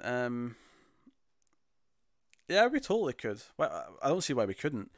I feel like Batman probably has tech to fight a speedster, but it's just like he can't fit it into his regular suit. Like he's got a specific speedster fighting suit, but he wasn't wearing it because Reverse Flash just showed up. That's the problem with speedsters. Red Boy, Room 104 is underrated. Yeah, Room 104 had some really strong episodes in season 1. We bizarrely never got around to doing the finale, and I apologise for that deeply. That's really weird that we did the whole thing but the finale. Renegade, who called you idiots? I want names. The internet episode of Room 104, where it's the writer and his mum's trying to send him the script, the manuscript, or the presentation, whatever it is, over the internet. That episode was something else. Of Room 104. Harold, do you think DC is throwing out everything that the Button and OzFX set up, basically Rebirth? I don't know. A lot of people have that sentiment right now, and I don't. Doomsday Clock still exists. Doomsday Clock is the conclusion to that stuff. So I'm not ready to think that's the case. I still think Doomsday Clock's going to set up JSA. I still think it's going to set up some other stuff. Has the feeling of Rebirth kind of waned a bit? Sure, it has. I feel like I'm hopeful that the end of Doomsday Clock will bear fruit. And I'm enjoying Doomsday Clock as well itself. And at least Johns is still around writing books. He's doing Shazam, and hopefully he'll take on something else once Doomsday Clock's ended. Buana. No, I just wanted to say it. Beyond the Pale has to do with Russian mass killings. Why are you comparing me to Russian mass killings? What? I'm moving swiftly on from that. Zombie Dave, it seems like the Oz Effect was so long ago now. It does feel like a long time ago. That's the problem with double shipping, is it was technically only, what, a year and a half ago? Maybe 2 years? Year and a half? Yeah, that was a year and a half. And it feels like ages ago because we've had so many issues of books since then.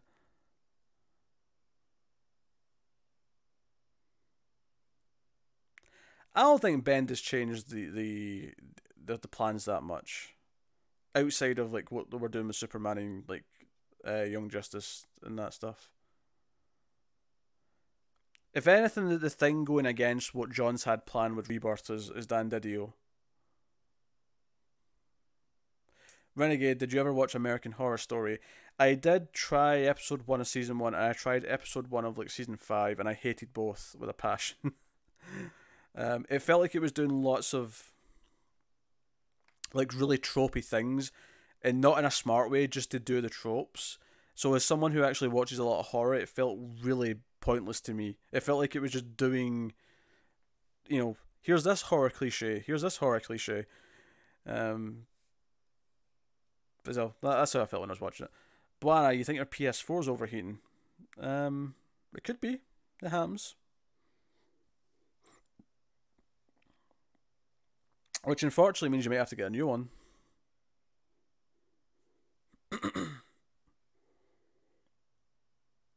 And it's a bad time for it, actually, because we're relatively speaking not that far away from a PS5, but not so close that you can just do without for a couple of years.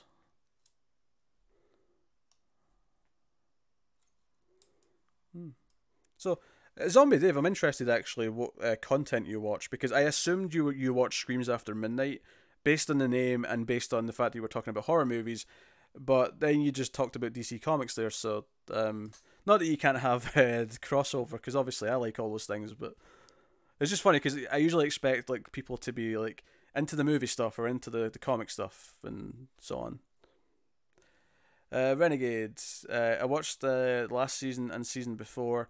They were bad, but Evan Peters is great. Cindy, the acting on that show is pretty great. Renegade. On American Horror Story? I didn't know it's any good acting from what I watched, but I only watched two first episodes, so.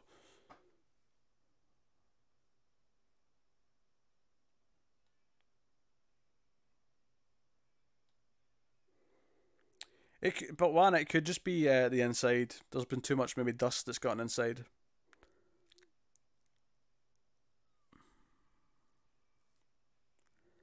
And I don't know if it's easy to clean. Like I feel like you'd have to look up some tutorials and see how you open it up and give it a clean.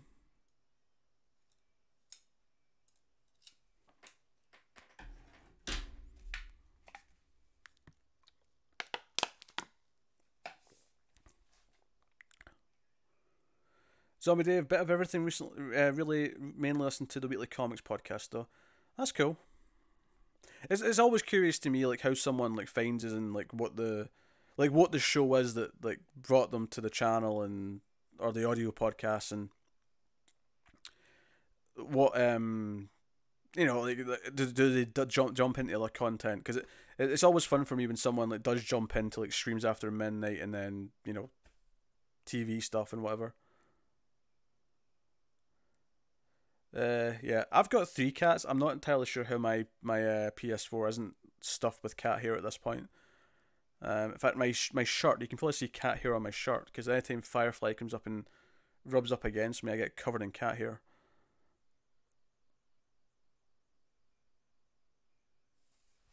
Ah, chairs creaking, scared the shit out of me. RS, I fear Wally's death could be permanent because there's another character with the same name. Despite Jeff's cousin's retcon, I fear editorial doesn't care, and I can't help but resent Wallace for it. Here's my thing. Like, not only do I think that because Poison Ivy was also killed, it means that the deaths aren't permanent. Like, I think that's like proof that things are going to be reversed. Secondly, I think with Wally, I think Williamson has plans for it. I think Williamson clearly has more plans for Wally, and I don't think they're going to not let him do it. I think it's just a case of he's off the table for the duration of Heroes in Crisis. Renegade, you wouldn't recommend doing it yourself. That's how you lost your PS2. Yeah. I mean, you can get. I mean, PS4s aren't too super expensive now. If you have to get a new one, unless you want to go fancy with a Pro, but if you just want to get a PS4, you can get one for really relatively cheap now. They're about what, half the price of what they used to be.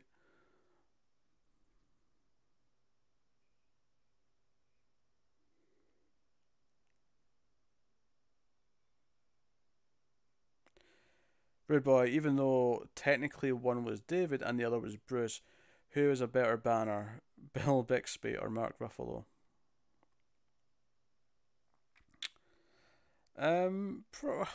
Probably Ruffalo for me, just because I don't have much attachment to the old show. I saw some of it growing up, but not a lot.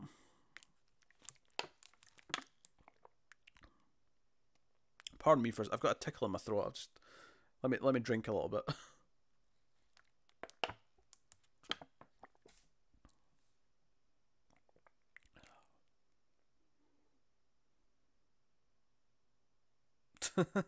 It's all on Prime.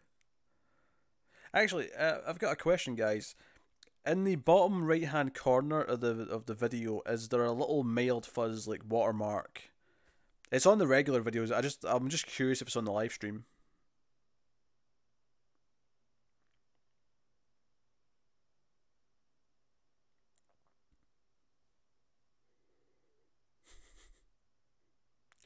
You ignored the Ang Lee version. Yeah. Edward Norton wasn't bad though. Just to throw a different name out of the mix. Like I actually kind of I quite like that Incredible Hulk movie. It's not perfect by any means, but I was into it.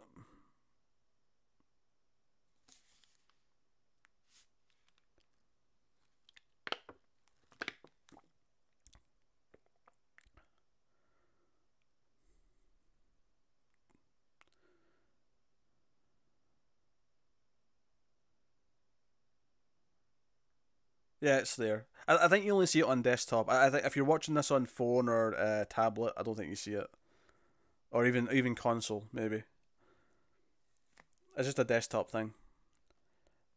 Yeah, current topic is empty. I put that on the overlay when I made it because I thought, oh, we'll have like sections of different like topics, but it's more of a free for all. I should probably just take it out, but I've been lazy and haven't.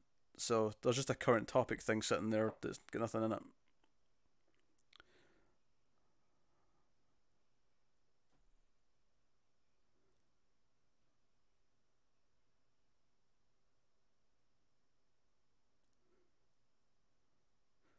I like Netflix's original content, Boana. In fact, I think it's the main reason they have Netflix.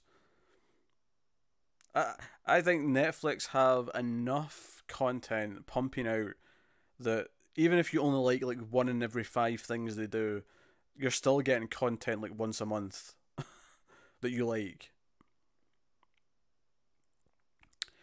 RS, I hope so. Wally will always be the post-crisis Flash, and the reason it upsets me so much is because, well, before Flashpoint, I took it for granted he would always be there. Yeah, no, I know. I love Wally, and I want Wally to be, if not the main Flash, then equal to the main Flash.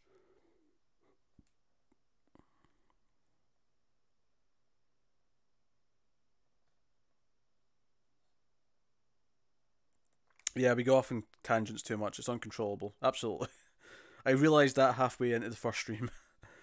Renegade new logo design is cool. Yeah, it's okay. I was just playing with like trying a different thing.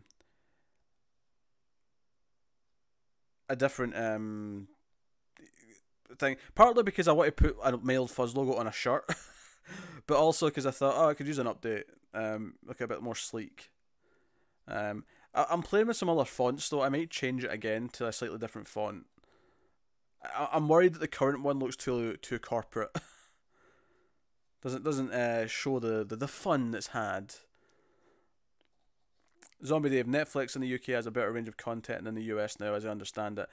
It does to an extent. I think mainly because there's so many shows that it gets the rights to as the international like channel, so that it's like it'll get a lot of like shows next day after the original airing, like immediately. Better Call Saul, for example, is a Netflix show in the UK, so it just goes up in Netflix the morning after it airs in the US. Same with Star Trek Discoveries like that as well. Where are we? No, I like a lot of Netflix's original content. I could literally do a top 10 of their original shows quite easily, probably. Sweet Exorcist, does Male Fuzz have a Discord? Um, it does not. I've never really used Discord. I'm not opposed to setting one up if that's something people would be interested in, but not as of yet. No.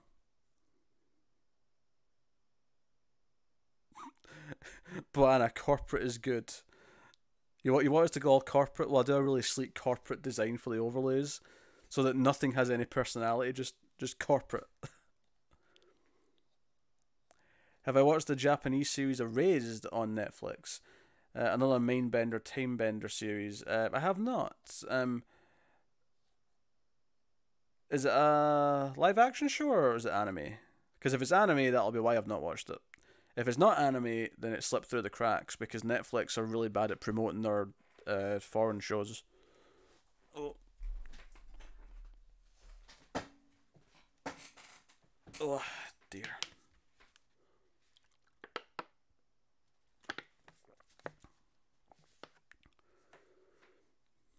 Make the colour of the letters ginger. Oh god, no. Just think, when Connor's on the screen, there'll just be ginger everywhere. Be ginger overload.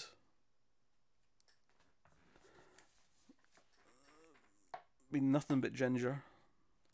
Man, it's been an hour 20 minutes already. These really do fly in. They really do. I wouldn't watch it with English dub anyway. I'd watch it with subtitles. I don't like watching shows dubbed, typically. What are my thoughts on Deadly Class, if any? I've never read the comic. I didn't like the pilot TV show. I didn't like any of the characters. I don't typically like Rick Remender as a writer, so I don't imagine that I would like his comic book.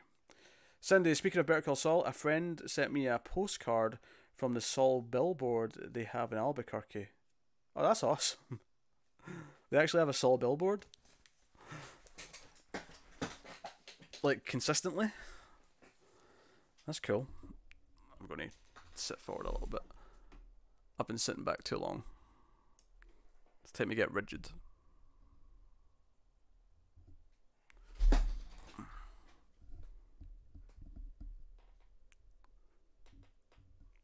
Try not to put the mic out.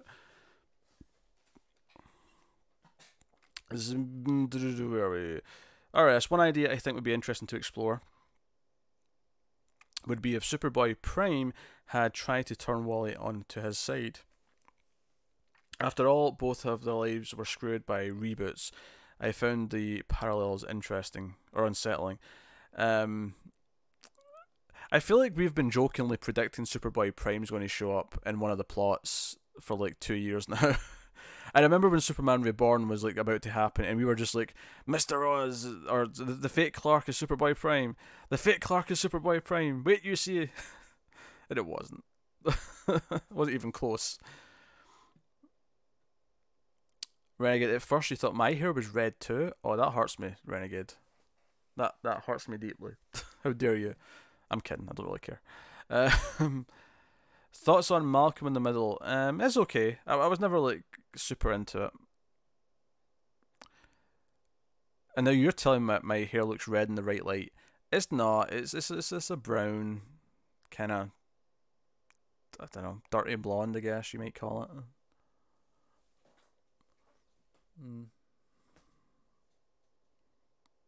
It's one of those things that it might be deceptive on camera. There's a lot of things that I think in person it wouldn't look red. When was Superboy Prime last seen? Was it Blackest Night? Oh, that's a good question. It may be Blackest Night. I can't think. Because he wasn't in New 52, was he? Like, at all. And he's not been in Rebirth. Unless he was in one of the Convergence things, because a lot of people showed up in those, but I never read them, so I'm just guessing that that's one place he could have been, but probably not. As the rude boy, I watched Dark first with subtitles, and then I watched it with the dub. Then I checked the interweb to see that the several actors did their own dub translations. It worked very well compared to other dubs. That's interesting. I still typically prefer subtitles though. I like the original performances, and I like it to match obviously the actors in the scene. I just don't know. Pretty much always subs for me.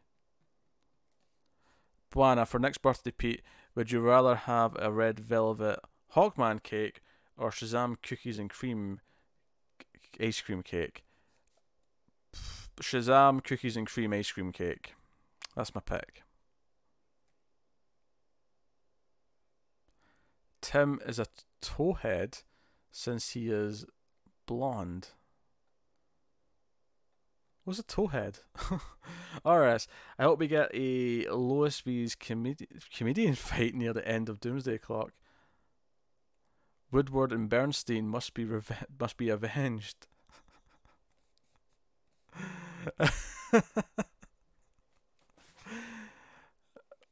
I'll take it. I'll take it. Harold, after Malcolm Middle, Bryan Cranston's character was put in witness protection with a fake family and a new identity, and that's where Breaking Bad picks up. Yeah, I can see that. I've seen that joke many a time. Isn't Superboy Prime still trapped in the source wall? Well, is he? The source wall kind of got broken recently, right? The source wall's got a hole in it. So if they actually did try and like swerve us and tell us that Superboy Prime's been around for a few months, that would actually line up.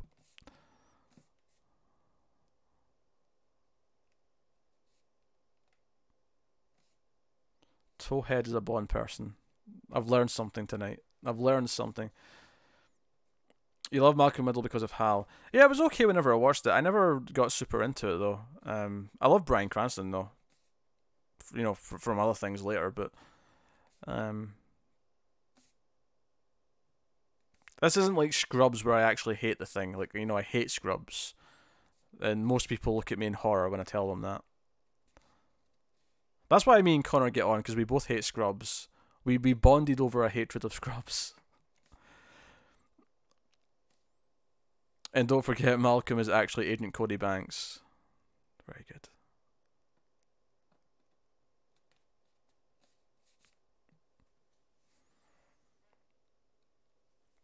But Anna, the broken part of the source wall was Prime, so he is broken and dead forever. Nah, Superboy Prime can never die. What if Superboy Prime went to Sanctuary to try and get some help? Oh, RS, I like that idea. Superboy Prime's behind it all. It's always Superboy Prime. We're getting with the Superboy Prime conspiracy theories now. I love it. Cody Banks killed his career so fast. Yeah, he was in like a... What was he in? I saw him playing himself in something a few years ago. I can't remember what it was now. I don't think it was Curb Your Enthusiasm. That's the obvious thing to pick. Can't remember. Renegade, I hate Scrubs too. It's such a stupid comedy. Yeah, support. Doesn't Matt like Scrubs? If he does, it's because Superman is in the song. In the intro song. Matt does like Scrubs, and he usually gives me shit whenever I bring up that I don't like Scrubs. Sweet says that would be great, RS. It would make Heroes in Crisis interesting, which has been awful. I wouldn't say it's awful. I think there's some good elements to Heroes in Crisis, but there are some troubling elements as well. I'm hoping it all clicks together when we have the whole story, but we'll see. King has a very particular way of writing things, and I don't mind the way he writes things. Heroes in Crisis is just a weird one because it's like teasing all this death and all this misery, and we have to kind of go through it. Cindy, he was in Dancing on the Stars last season.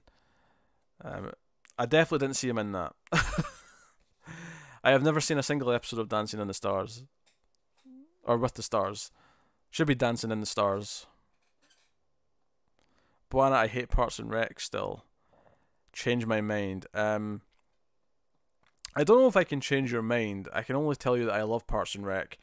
And after a very weak first season, it is a phenomenal comedy that should be cherished by all. One of the best comedies, even. Frankie Muniz was good and Stay Alive. He can be good. Picked out bad roles. Yeah, I can see that. Yeah, the art in Heroes in Crisis is really good. Sweet Exorcist. Art's really good. Outside of a couple of sleazy pages in that last issue, which I don't know what they were thinking, but otherwise the art's very good. Gorgeous, you might say. What is happening in the world? What is happening in the world?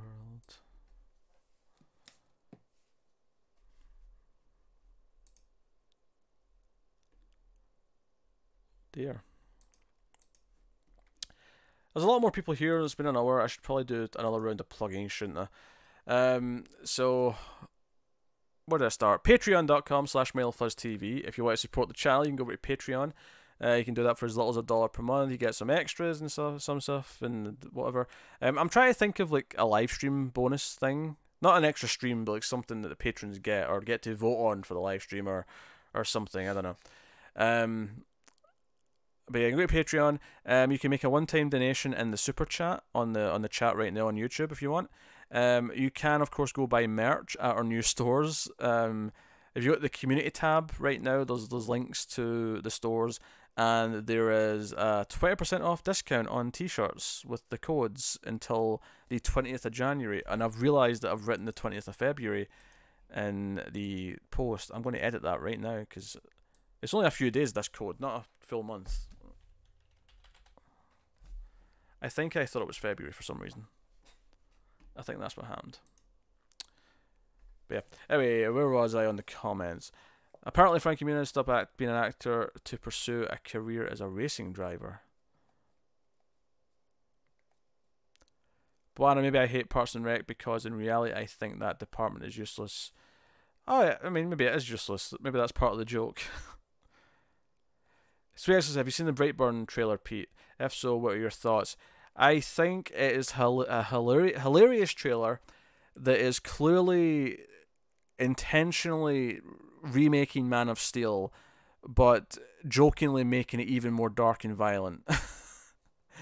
You know, because there's shots in that trailer that are mimicking Man of Steel. There's the font of the text is mimicking Man of Steel. The whole point of that movie, at least from what I can tell in the trailer, is to make fun of how dark that Zack Snyder wanted to make Superman, and just go further with it and go, no, if you're going to make him dark, then just make him a serial killer. So I don't know if it'll translate to a good movie, but I'm definitely amused by the trailer and intrigued to see it. So we'll see. They could vote in the movie. I think that would be tough, Renegade, because I don't know how many options there are going to be, and I might run out of things to put in a vote like that consistently. So I'm not sure. Buana, race driver. That's hard to get into without starting young. It'd be funny if you made it into Formula 1. RS, how hilarious would it be if Doomsday Clock ends with Superman grabbing Ozymandias by the cape and dropping him off the prison courtyard a la Lex Luthor in Superman the movie? Yeah, I could take that. Assuming Ozymandias lives or doesn't go back to his own Earth, that could be a fun ending. Too bad Doomsday Clock isn't going to end until 2020. Delays suck. It'll still end this year. It's not been pushed back that much, but it's been pushed back a couple of weeks, the next issue. It was going to end in July. It'll probably be like September now. Maybe October if they delay another couple of issues, a couple of weeks. Some have called the Brightburn the origin story of Superboy Prime. That's actually kind of funny. I can see that.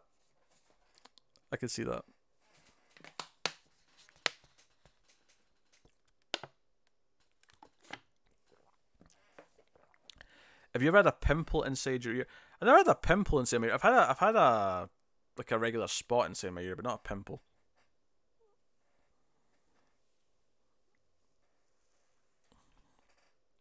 What a weird and random question, though, might I add.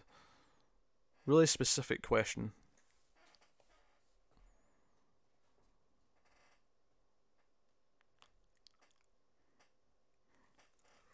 Oh, pardon me. Pardon me, indeed.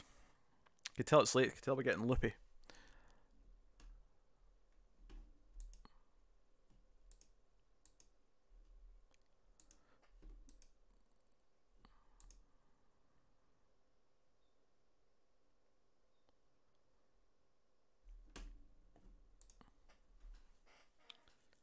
That's your job, Buana, is it? Oh dear. You can get a pimple in your ear from an ear infection, I think, from Sweet Exorcist. Yeah, it could be more serious. You should have gotten that checked out.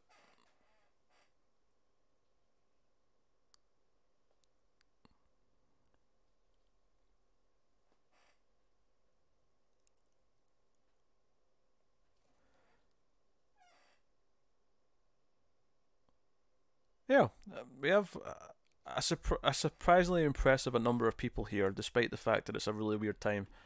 So I would like to thank all of you for showing up and being around for the silliness.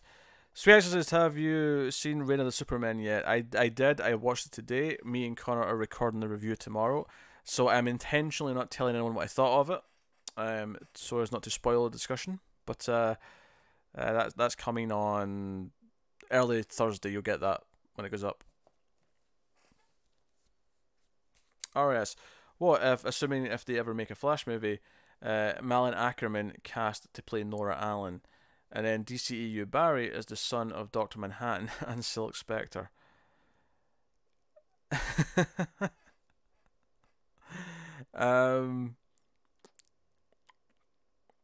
Sure. I mean, and I have no particular opinion on this matter. It's oddly specific. Malin Ackerman, I liked her in The Final Girls. I've not seen her in a lot of stuff. Obviously, I saw her in Watchmen, but I liked The Final Girls a lot. She was in that.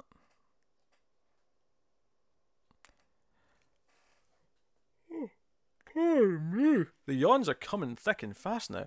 Mr. Rude Boy, when will we see a full functioning Hall of Justice and Hall of Evil in the DCU, complete with the Wonder Twins and all the Bizarro type characters, either in the CW or DCU, or in films? I think the shows will do it first. I think Hall of Justice with like a regular Justice League will somehow come from those shows.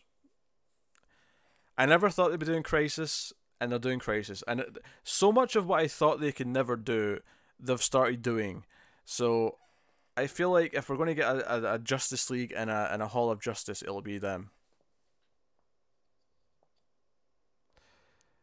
Sweet Exorcist, this was great, Pete. Thanks for going live. I've been waiting in this for a while. I know you have.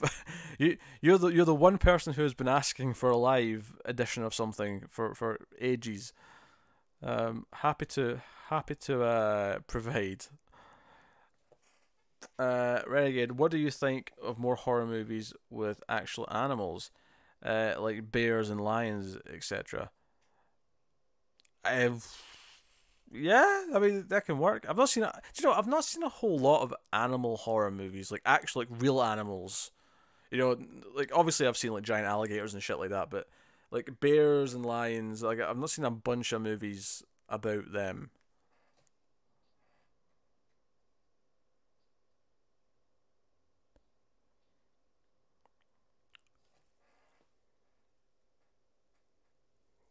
Yeah, RS, they're reusing Watchmen actors. Yeah, because they had what's his face, the comedian, as Jonathan Wayne. Jonathan Wayne.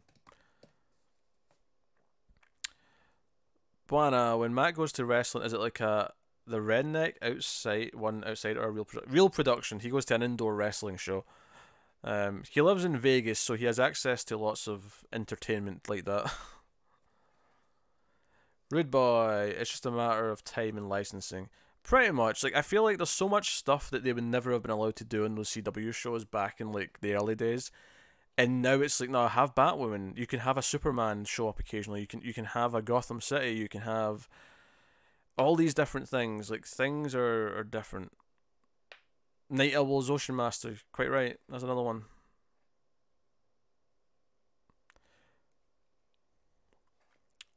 Imagine going back to Patrick Wilson in 2009 saying, hey, in 9 years' time, you're going to be the villain in Aquaman. He'd have probably laughed in your face.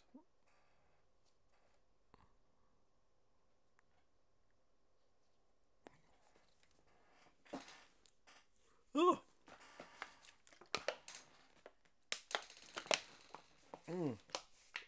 Actually, I got a Red Bull for tonight. Oh, Sweet Exorcist is encouraging everyone to go like the stream. I approve. Go like and subscribe and buy shirts and patrons and stuff. I mean, I feel like I'm pimping the shirts out because it's a new thing, but I mean, honestly, like, it doesn't really bother us if you buy merchandise or not. I mean, we get a small cut of it, but and it does support us. Like, if you do it, it supports us. But it's like, Patreon and Super Chat are much more direct support. But obviously, likes and subscribes and all that shit's all important. YouTube, like, recommends things out based on like your likes and your comments and even your dislikes. Brightburn is about a tiger in a house with no kids. That's two separate words, Brightburn, not Brightburn the Superman one. Harold, do you know what they should do? I feel instead of the Joker movie, they should have done a Killer Croc movie. I would have paid to see that. Yeah, I can see. I mean, again, it should be a horror movie, and Killer Croc should not be the main character. I've said this about the Joker as well. A Joker movie, if you're going to do it, should not be a movie where the Joker is the protagonist. It should be a horror movie where the Joker is the villain, but there's just no Batman to save anyone. It's just regular people trying to survive the horror of the Joker on one terrible night. Like, something like that.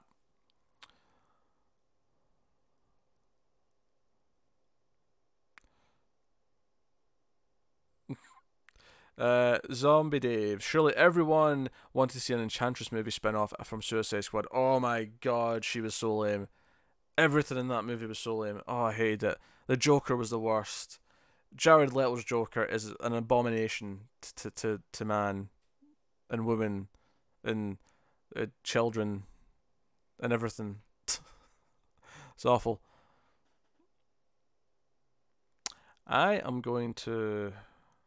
Burning Bright is the title of the Tiger movie. There you go. Slightly different. Killer Croc is very depressed in the comics. That doesn't surprise me. Doesn't surprise me one bit. I'm going to go grab a drink. I'll be back in a second.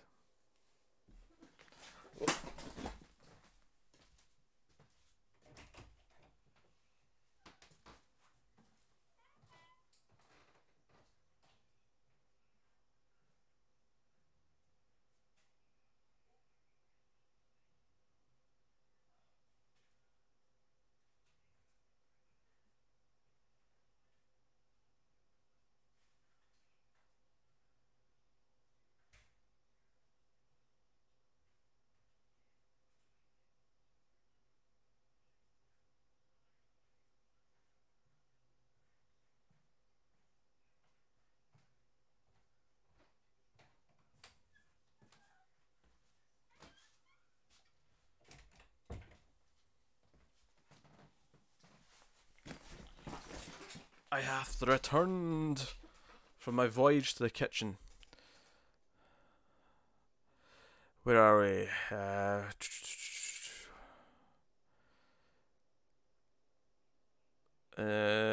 Enchantress Joke. Buana, do you own the Mild TV brand, or do the others have claims to it as well? I mean, I guess I own it, but I mean, we've never really gotten too specific about it. I don't think we're too concerned about it being a point of contention in the future. I'm the one that kind of runs it, so it just kind of became mine.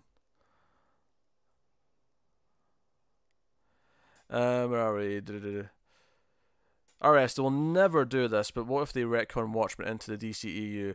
They could say that Wonder Woman's actions in World War One inspired the Minutemen and World War Two, or in World War Two. Yeah, I wouldn't expect it. Like, I think the thing as fans is like, oh, we could use Rebirth in the movies to fix everything that's wrong with the movies because they're terrible. Well, they're not all terrible, but most of them are terrible. Like, that would be how you'd fix it, but I don't know.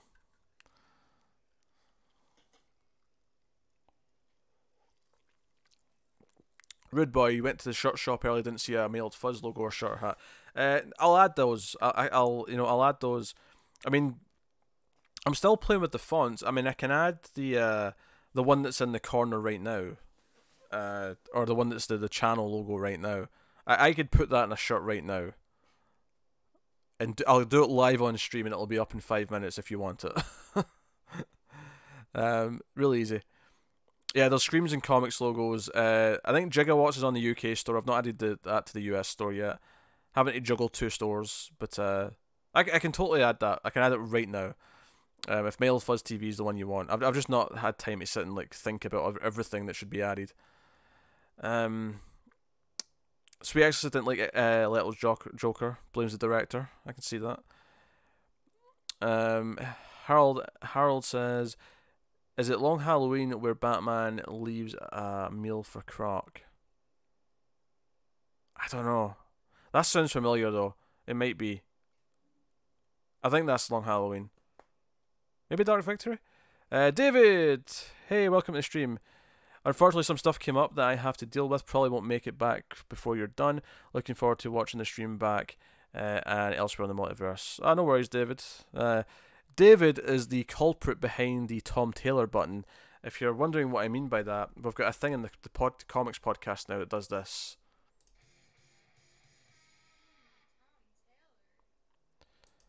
That was David. David did that. It's not his voice, obviously, but he did that. Yeah, Suicide Squad's so bad. I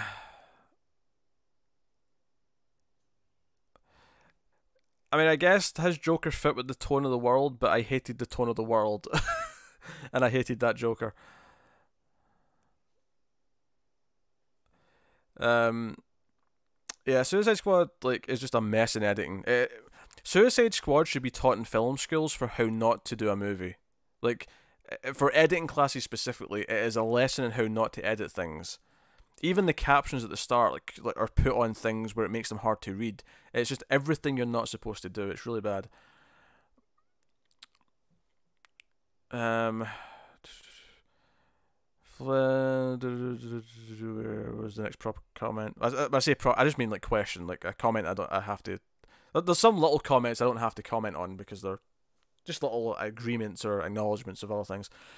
RS, throughout Suicide Squad, I kept waiting for Hawkman and Hawkgirl to save the day.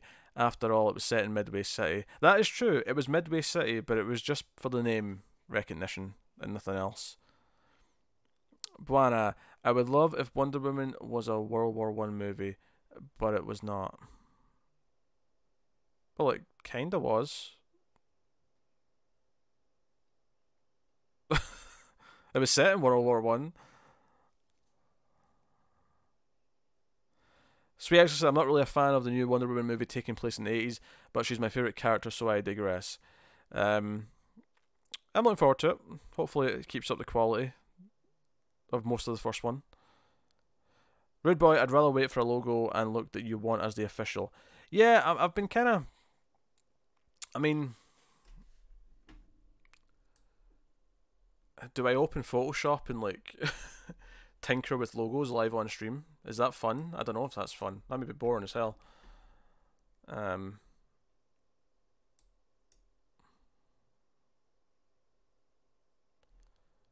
with me.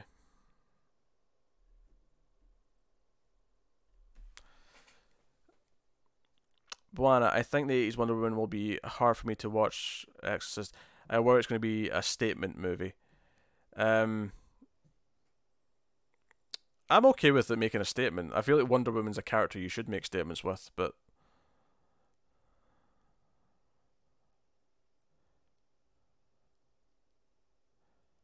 Renegade, you thought it was World War Two. The first movie was World War One. It was trench warfare. That's the First World War, and the second one's going to be in the 80s. If you meant the second one, you thought the second one was going to be World War Two.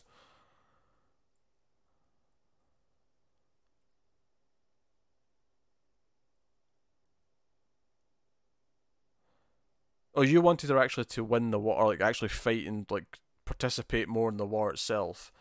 I'm not that fussed about that. I'm not a big fan of war movies, honestly, so I'm okay with that not being a thing.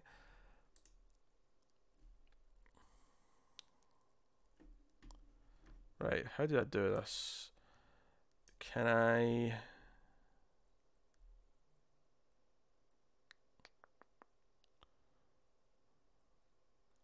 Can I go like this? Whoa, infinite. Infinite.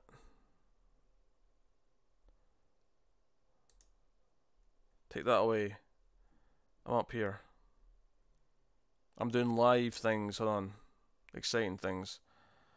Window capture. No, cancel. Not that one. Display capture. Yeah, that's the one. That's the ticket.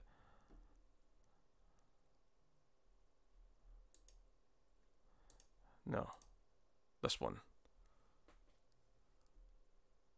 Yes.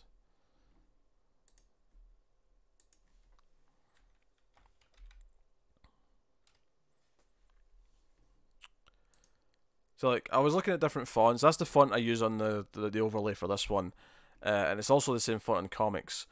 It's a bit more playful, a bit more wacky. Maybe fits the tone of what we do a bit more. But I do like the serious one as well, which is this one. Where am I in the comments?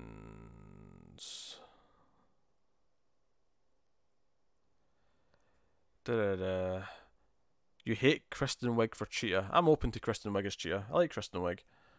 Talk about the first movie. Nothing about the second one. Cool. But I don't need an age statement from a Wonder Woman movie.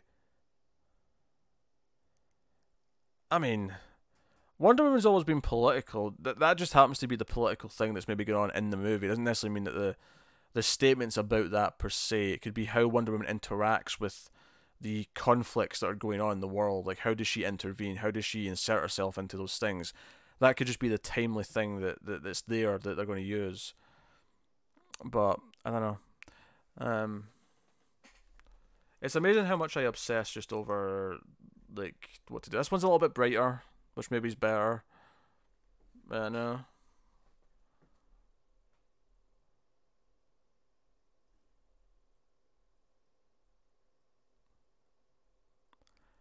Do I put TV over here? Do I put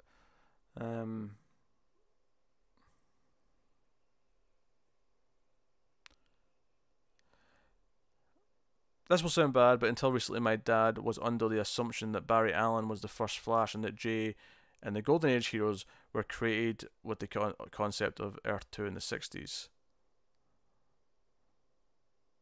That doesn't sound that bad. I thought that was going somewhere dark. Your dad was wrong about that. That's okay. He can be wrong about this. It's not that common knowledge.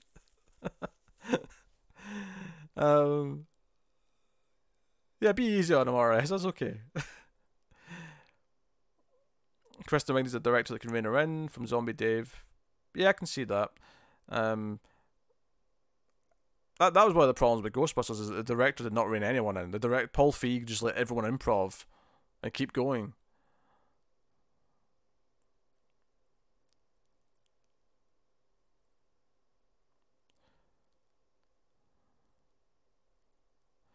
Should we start the movie soon? We probably should start the movie soon. That's a good question. A good point. We're getting towards that time. I was just wanting to look at the logo here. Because this might end up being what we go with. I might tinker with it some more. I don't know. I'm giving it some thought. The color scheme's pretty locked in. I like the white, red, white on black. That's kind of the thing. You need a little original symbol for the logo to be signature. Yeah, I don't know if I'm the guy to design that. I don't know what it would be.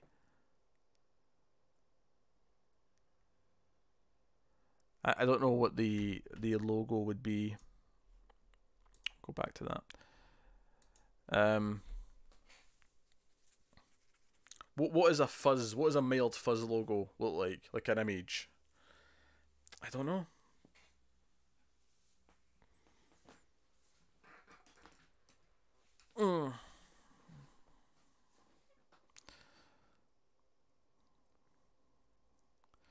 Do we abbreviate it? Do we have like a short form that's like MFTV or? I don't know.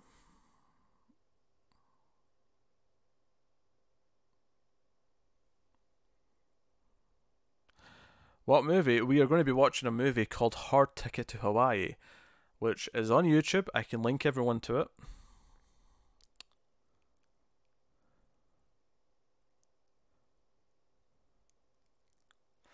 Something to bring all the shows together, meaning Mild Fuzz is the flagship.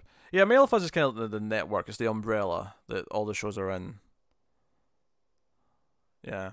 That's why I've added the watermark, just so that Mild Fuzz logo's in the corner all the time now.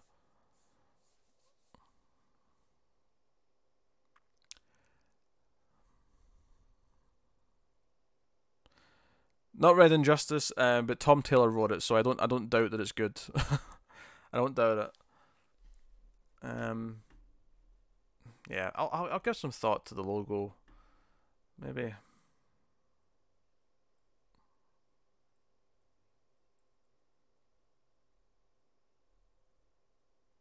Even just as something as simple as a couple of lines to like give it some shape or something. Yeah, NBC has the peacock, yeah. You have a second phone ready for viewing. My god, Renegade. So high tech. I'm imagining, like, you know, sometimes some people sit with multiple computer monitors. I can almost see, oh my god, is that the movie with the guy in the skateboard? I've not seen it, Harold. It might be. I've heard lots of good things about how bad it is. Exorcist, a lot of people think that Wally was the Flash. Wally was the Flash I grew up with. Yeah, Wally's great. And the blow up doll. You're making me excited, Harold, for this movie. This is going to be gold.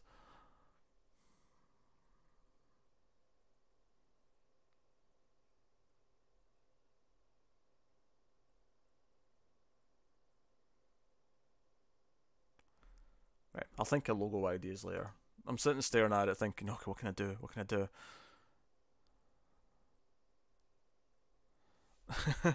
Nah, I'm imagining you having phones up in little holders and like having like a dual screen display.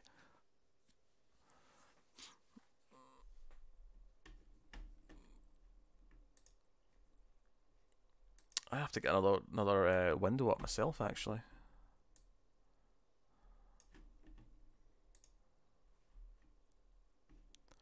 Am I like super blown out right now? This will change once the movie's on. YouTube. We go into YouTube. And we're going to search for hard ticket to Hawaii.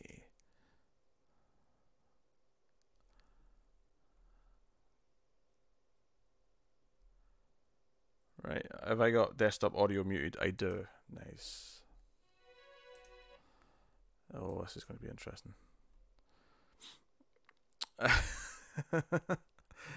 For anyone who's curious about the premise of this movie, it's agents Donna and Taryn team up with friends to do battle with drug dealers, including the nefarious Shades, a skateboarder doped up on heavy doobies, that Seth guy, and a snake infected by cancerous rats. Oh dear. What's that sweet exorcist about Tom Taylor?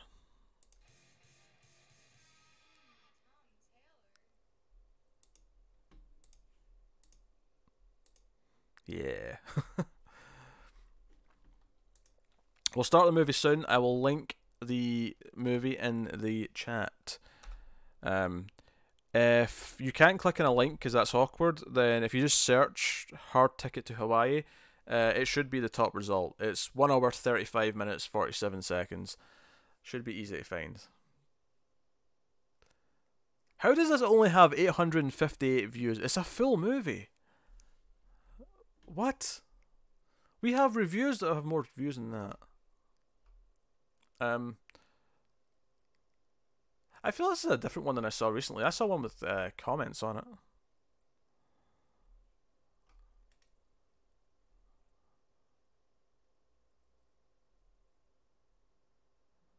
That's 3 months ago. Is there another one?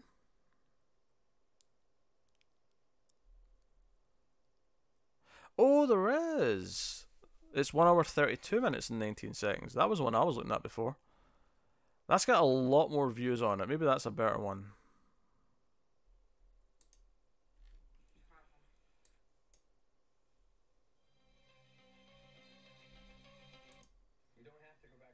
Oh, this one's in widescreen. Hold on, I'm giving you a new link.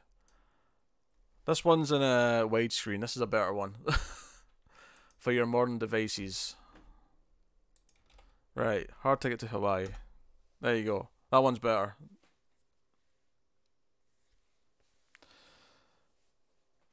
This is 1 hour 32 minutes and 18 seconds.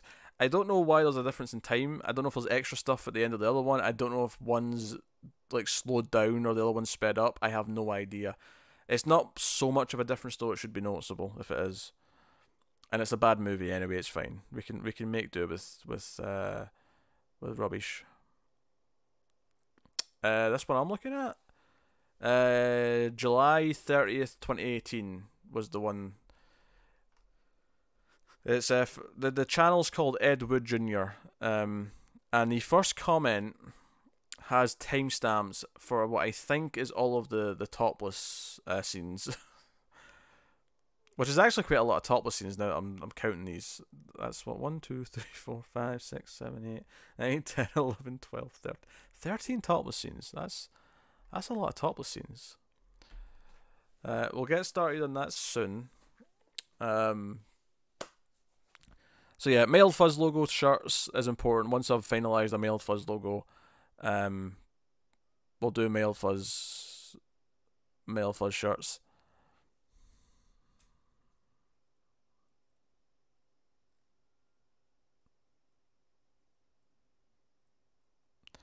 It does feel like one of those movies. Hard Ticket to Hawaii was filmed in anamorphic. I don't think it was anamorphic. It is in widescreen though. Unless you just mean widescreen by anamorphic. Anamorphic, when you're talking about filming, typically means it's 2.35. But I think it was shot in widescreen. There's a Blu-ray of it, I think. I'll double check. I'll double check what the correct ratio is. We don't want to be watching a less than accurate version, right?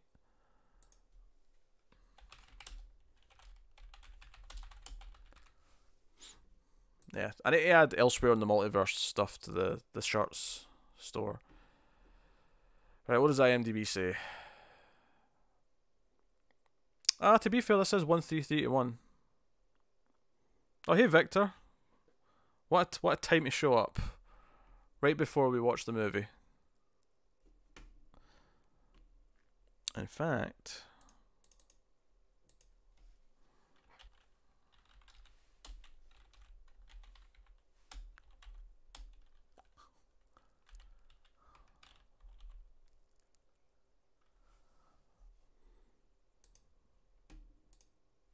there you go. It's cropped. Oh no, don't be cropped. I can't be doing cropped. Maybe it's the other one we want then. Is the other one more accurate? Let's go back up. Let me check.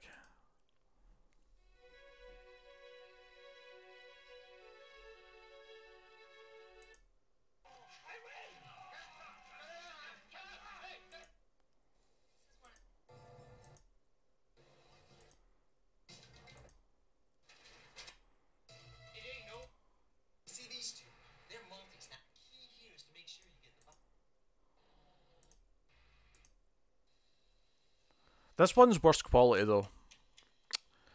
Flash just finished. No spoilers. Start Hard Ticket to Hawaii 4K restoration campaign. What's annoying is that crop one's actually better quality than this 1:3:31 one is. That's really annoying. This one has hiss on it and it has really bad blurry image quality.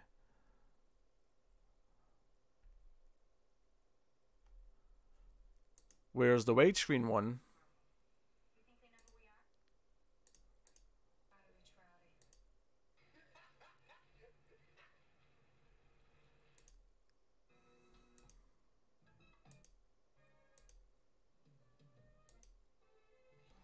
I think we stick with the widescreen one.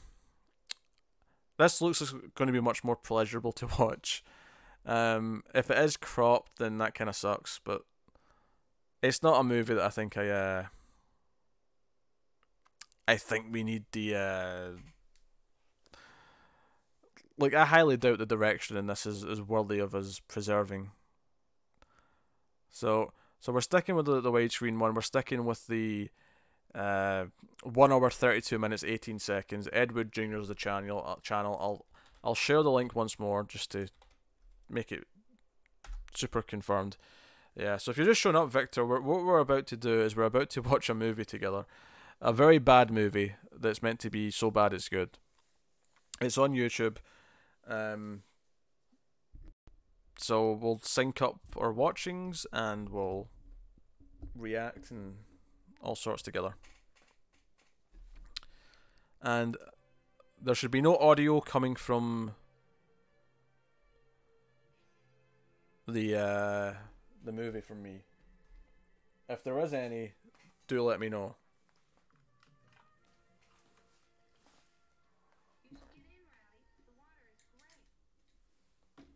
I will wear headphones though, so there's no pickup on the mic.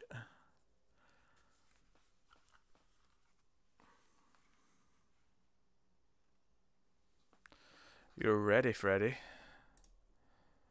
So who's joining in then? Renegade is, for sure.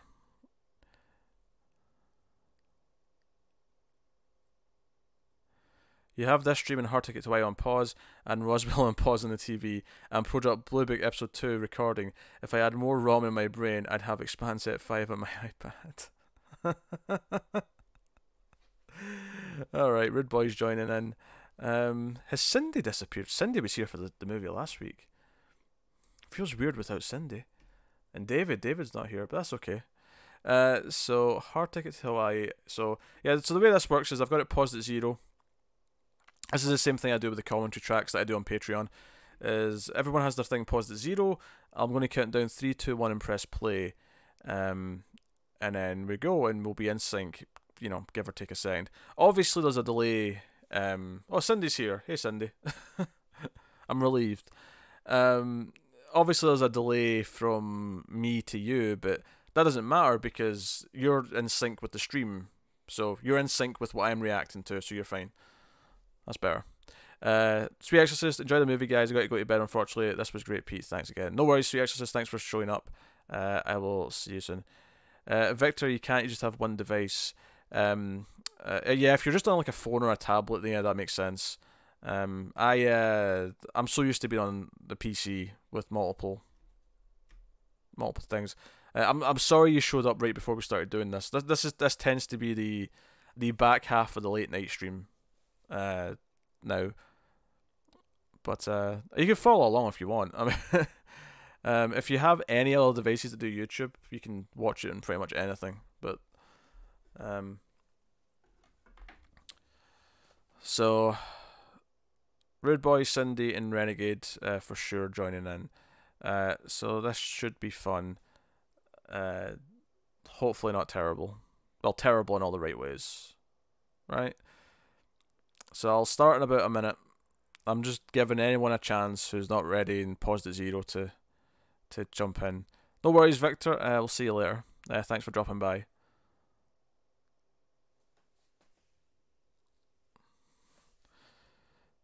So, are we ready for ridiculous? Are we ready for the bizarre and the random and the let's be honest, the boobs?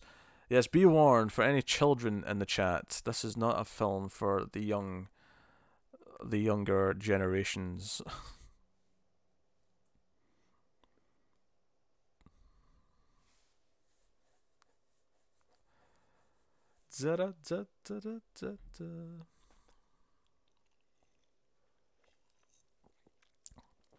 Alright. Everyone seems to be ready. So just to confirm, we're on the version of the movie that is 1 hour 32 minutes and 18 seconds, and the channel, if I just go off a full screen again, is Ed Wood Jr. There's 11,000 plus views on it. Just to confirm we have the same one.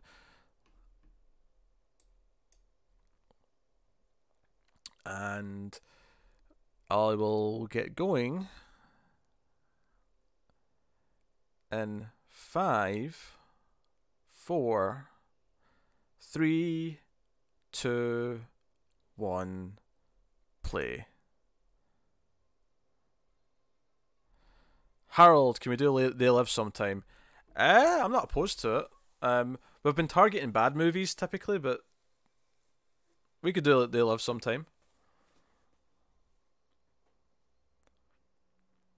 But yeah, so we're past the first logo now. Now we're on to Malibu Bay Films to confirm you're in sync with me.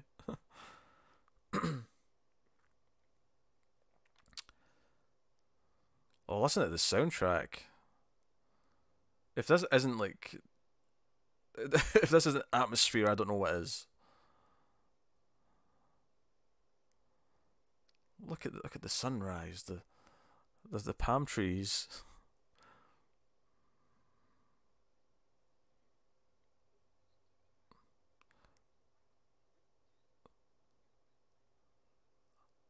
Listen to that natural dialogue that is totally not added in after the fact.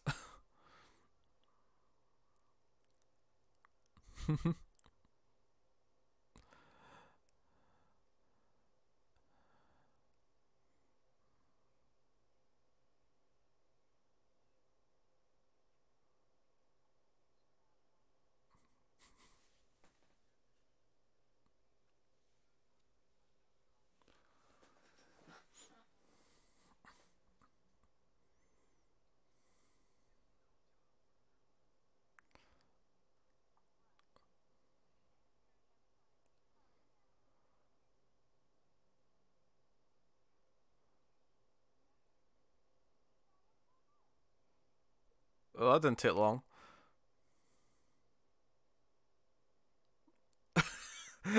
His smile was cracking me up there. You've got a friend going to Hawaii, mate. She's not taking you with her? That sucks. So was that just an introduction scene to say, hey, this is one of our secret agents or FBI agents who's on the drug task force?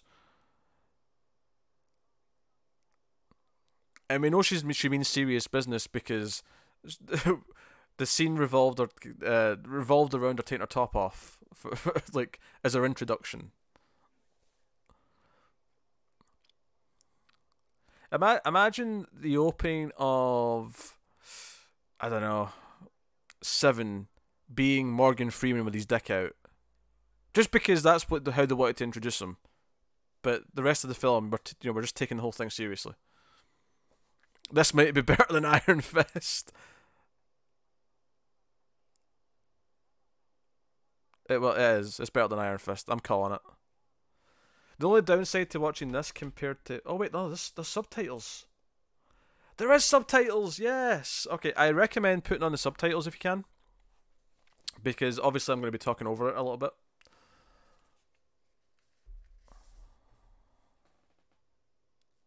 The automatic ones, so they're not perfect, but it's better than nothing. Something's wrong. No shit. Two world-class detectives here. How did they both get trapped? Did they both step in the same trap? What? Oh, they're just dead. Oh, these are the villains. Whoa, those shades are reflective.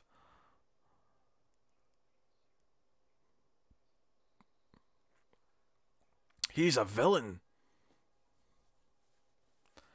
They did indeed love Uzis in the 80s. Let's say that's music. Get into this.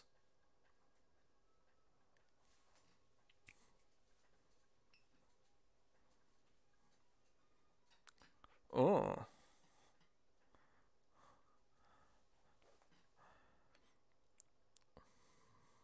I wonder if Harold Diamond's going to be an important plot point. Oh, there's another one. Rodrigo Obregon. Cynthia Brimhall. Or Brimhall. Why did I say Hall? Hall. Brimhall.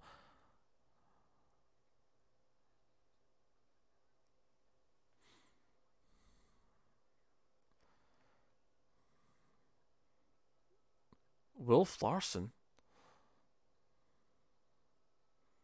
See, now if Brie Larson doesn't name her first son Wolf, I'm going to be upset. Rustam Branham. D-shape. Why are we focusing so hard on all these names? Wait, are these credits? Is this actually the credits? Oh, it is! I never realised these were the credits. I was like, why are we focusing on these names?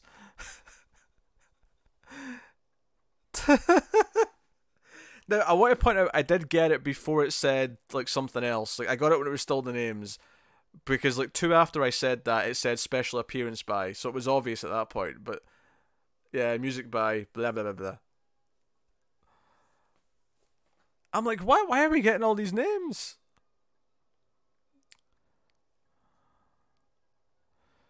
Harold, whoever did the title sequence, took a typography class. I was like, I don't know what I'm going to do with my life. Look, I'm tired, alright, Cindy? Don't make fun of me. Andy Sedaris. Oh, I've heard good things about Andy Sedaris' films. He has more than just this.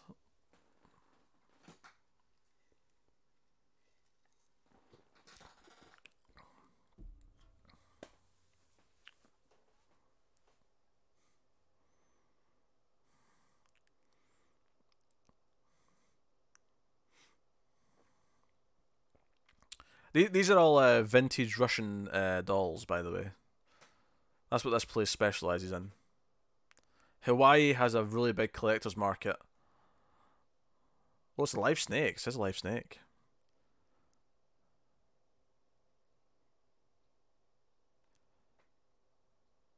This guy should probably have his forklift license revoked. You thought it said Andy Serkis. What the hell is that? Was that meant to be a snake? I think that was meant to be a snake, but it was a very bad puppet that didn't really look like a snake. Is it time for more boobs?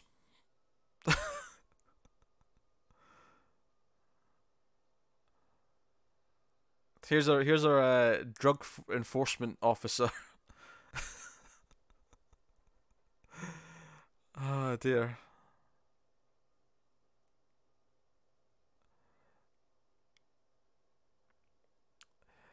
Yeah, I'm getting the feeling that the enforcement officers in this are just people who were in Playboy.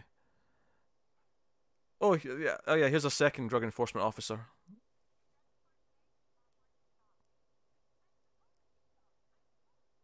What?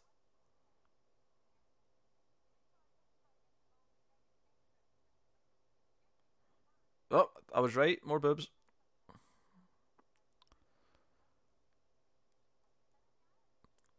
The mob's after her, apparently. Okay, we're learning things. Help me on a snack. Oreos or fruit snacks?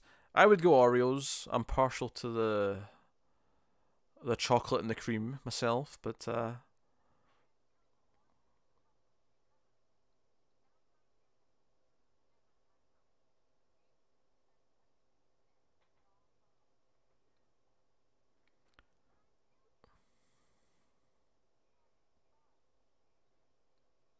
doesn't mean you can't be Bob. What does that mean? Can't be Bob? Is this some sort of Hawaii lingo that I'm not privy to?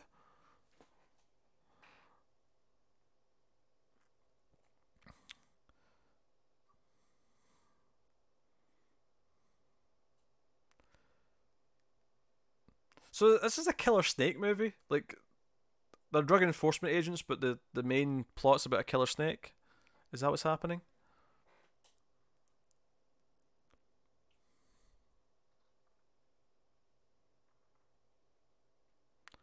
But can't be buff. Buff means naked sometimes. I don't know if that's what renegade means though. This is the golden age of filmmaking when the entire crew is high on cocaine. I can believe it. Look at this snake. He looks awful.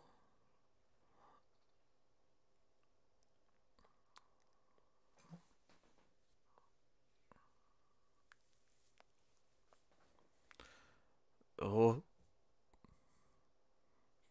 tense music. Hey, Firefly, you want to watch the movie with us? Go. No?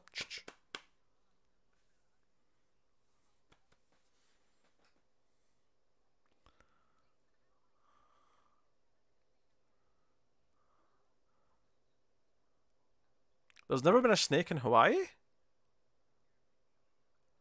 Is that a thing? Also, what exactly is their job? They're taking, like, certain imports to places because they're... No, they fly it to Hawaii. They're going to Hawaii. Okay, right. This plot's more complicated than I thought it was.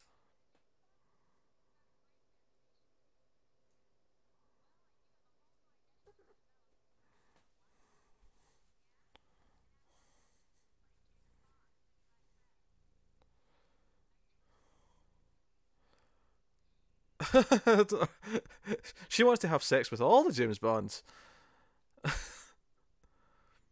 This is shameless. This is like everything about this is shameless. Even the dialogue is just constant. Like we're in a porno. Is porn without the sex? It's true they can't get on the island. Oh, interesting. It zoomed back into the sign saying "danger, caution" just to make sure we all know the snake is no joke.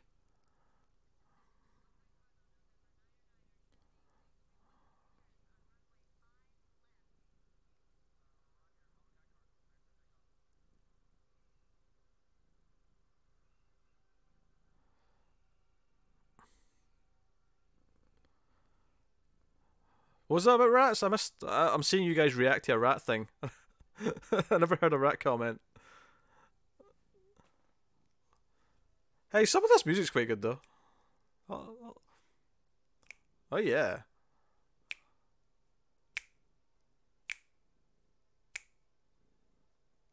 Rats are not in Ireland. Really?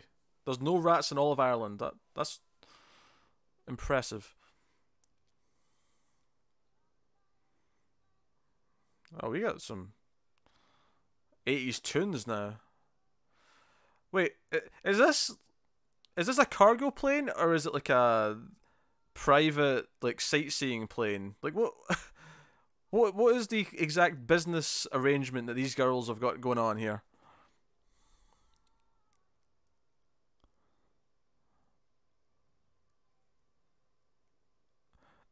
I can't believe these girls are smart enough to fly.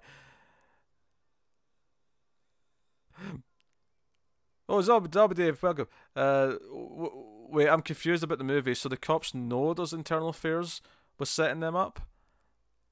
I don't know. Maybe?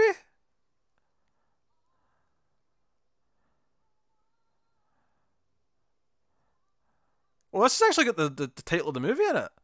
This is like a main song. This is like a main theme they've commissioned. And they like it so much they're using the whole damn thing. Like, we're not just using like one chorus, no. We're gonna use all 3 minutes of that bitch. All 3 minutes.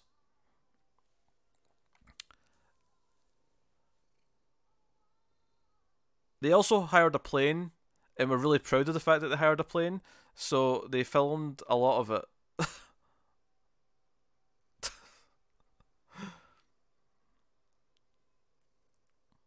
Danger, caution, contaminated. Do we really need all three of those?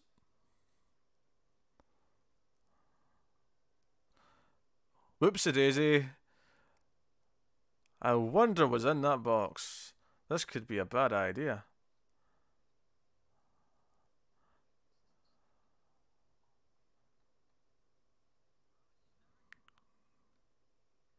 Subtitles music, yeah.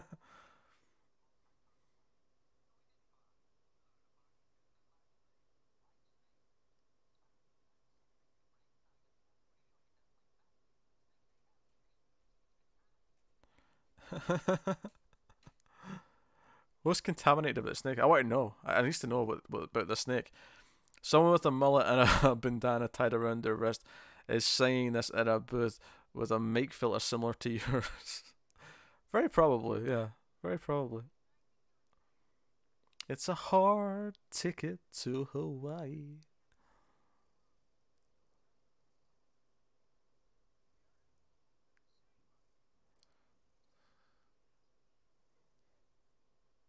Uh-huh. Nothing to do with all the sex you might have, no.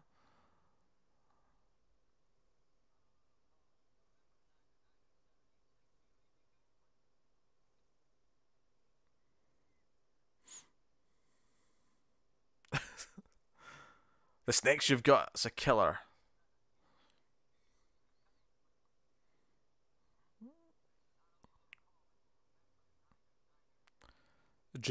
Molina is the artist behind the song.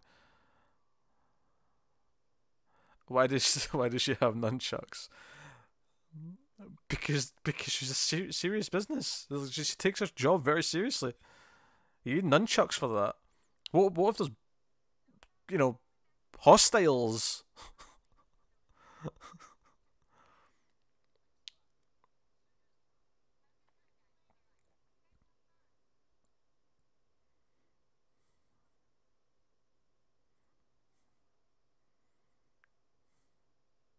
Oh, what's this evil music? Oh, evil rich man. This is an evil rich man.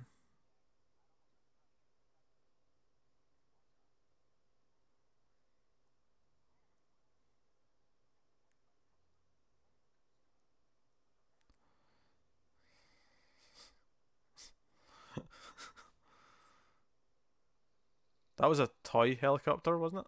Oh, it is a toy helicopter. That's okay. I thought they were trying to pass that off as a real helicopter for a second.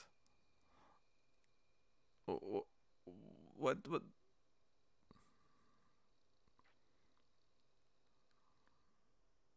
Are they smuggling something into the island with a toy helicopter?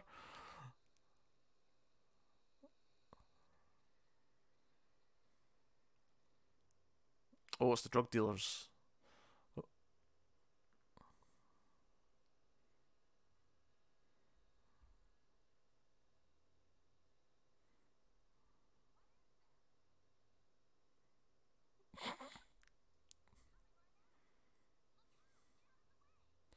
Look out!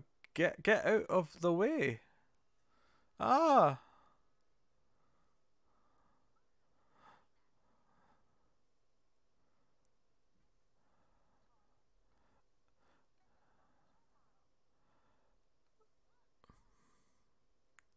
what? What is?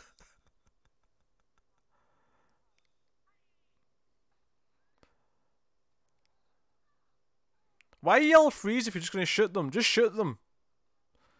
Yelling freeze alerts them to your presence and makes them harder to hit. Just a thought, guys.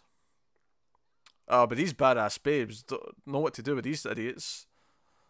They've got throwing stars and shit. Applause? The subtitles just said applause. Who was applauding?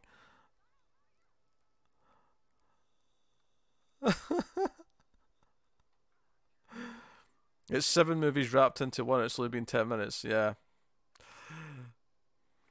You can tell they're ninjas because they wear very little clothing. Like all ninjas do. The automatic subtitles must be interpreting some of the sound effects as applause because it keeps saying applause.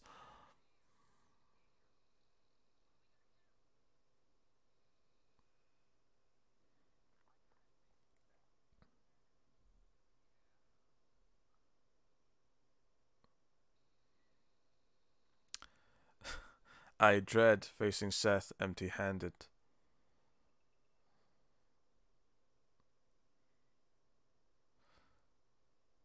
So did they just leave the couple they dropped off on the island with the crazy gangsters with no other protection? Is that what's happened here?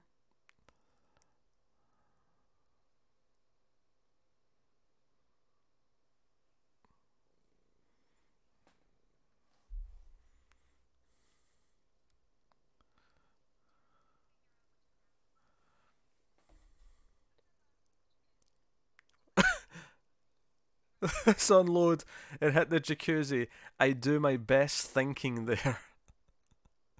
So what's the bet? And these two are going to be naked in the jacuzzi. What is the betting of that? Why do I get the feeling that one of these two were dating like a really rich guy, and the guy was so rich that he could afford to make a movie. So they said to him, "Hey, we want to be in a movie," and he's like, "Okay, I'll fund the movie."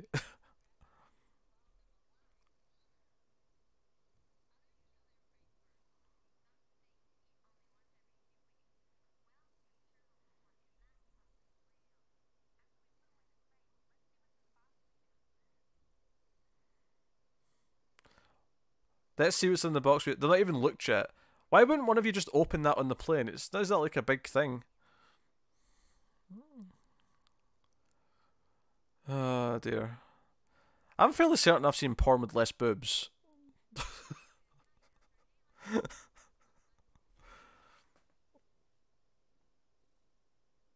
Who's that Firefly?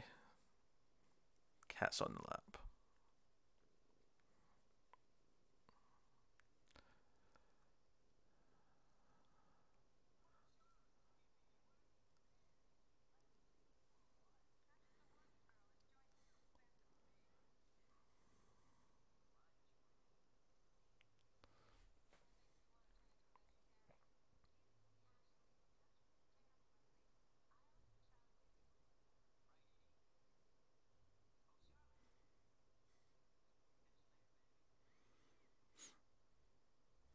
What a charmer he is.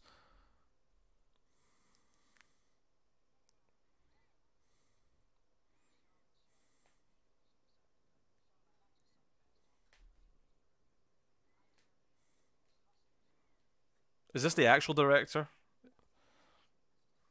This seems like he's not an actor, so he could just be the actual director.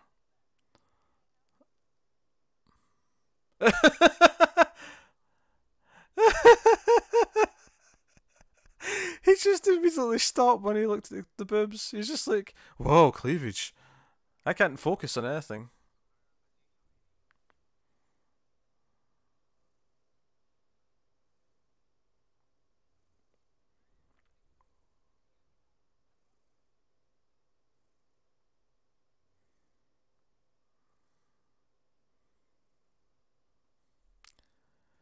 It's like an episode of Charlie's Angels.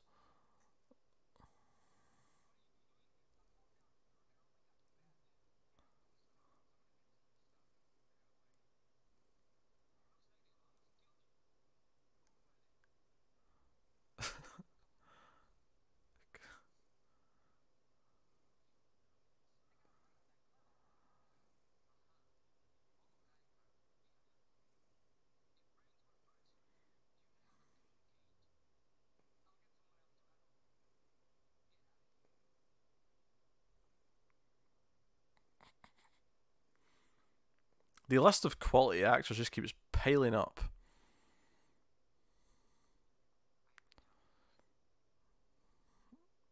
They tried to get Orson Welles, but even he wouldn't be in it. Oh god, he's Harvey Weinstein. Oh look, the jacuzzi scene. Yeah, because this is where we open our evidence and find out why we were being shot at. Naked in a jacuzzi. This is the best time to do our detectiving work.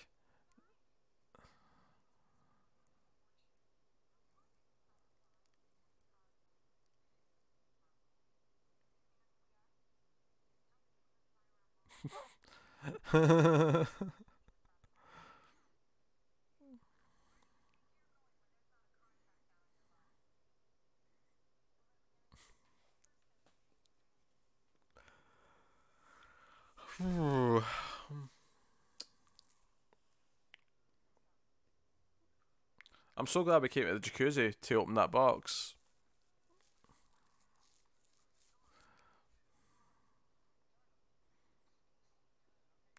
Oh, is this the guy from the start?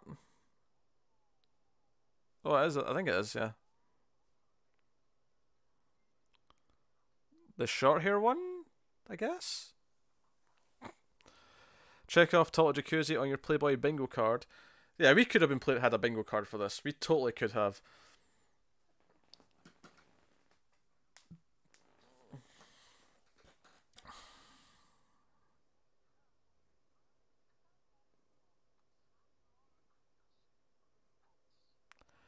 Okay, that was both very racist and a very bad accent at the same time. That was. I feel like anyone who's actually disciplined enough to learn a martial arts wouldn't be stupid enough to actually make jokes like that.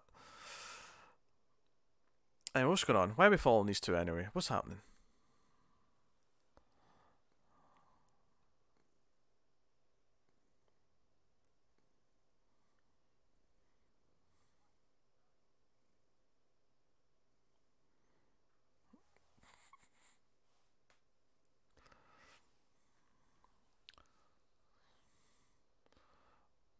All that for a sandwich? What? Ah, it's a secret message. See, they're smart. They're intelligent.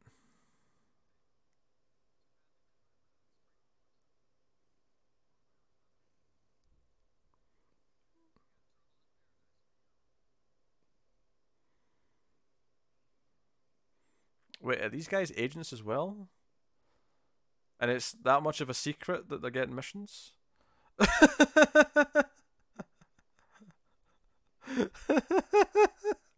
They have to burn the message.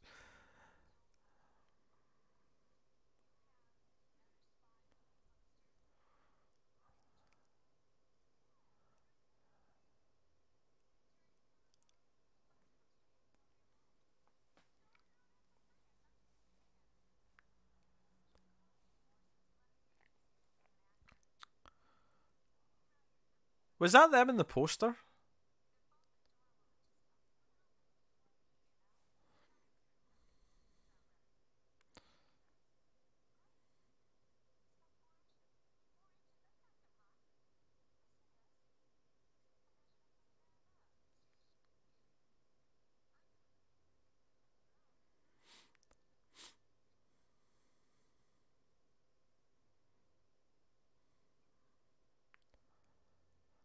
There's a logic in this movie that I'm not quite understanding. Could that shirt be any smaller? It could be like a handkerchief.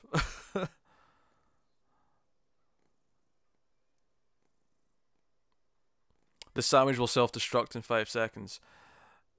He should have tried to eat it. Then his stomach would have exploded.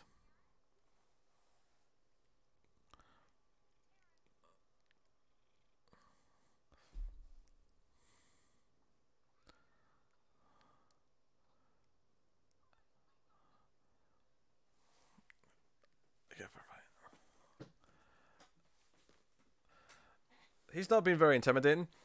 And also, aren't these two meant to be agents?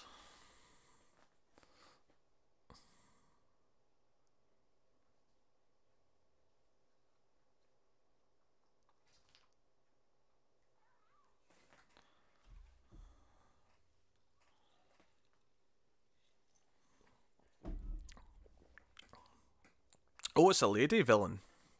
There's a lady villain in the other one in the mask.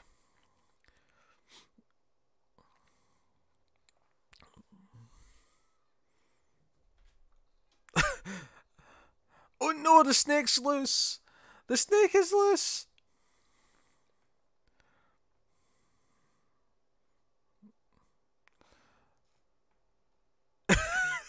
The snake. Those are very shiny gloves she's wearing.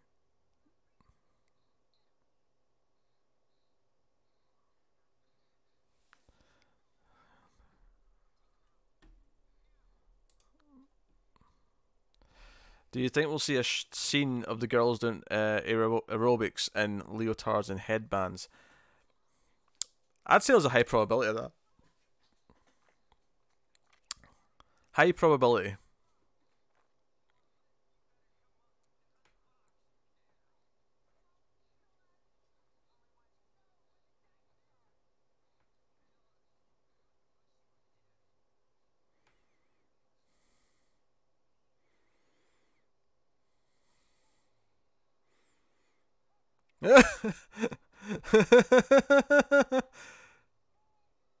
Maybe it's just me, but is that snake not like 30 feet away from him? It looks really far away to me. He's freaking out like it's right in front of him, but it's like really far away. According to Wikipedia, Miss March 1984 and Miss May 1984, Miss July 1985 and Miss October 1985 are all in this movie. I'm assuming the two leads are two of them. That was a tiny gun.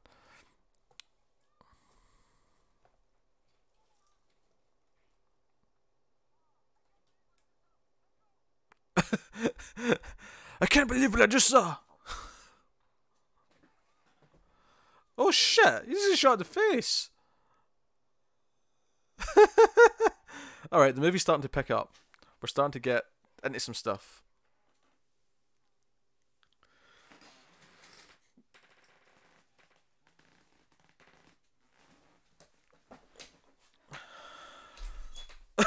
Oh no!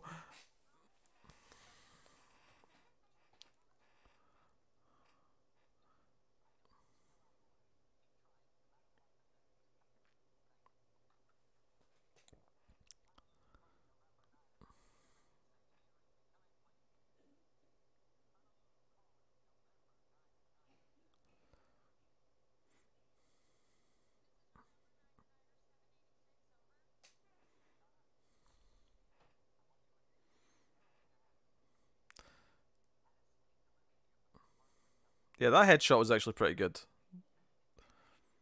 It was cheesy, but it was good.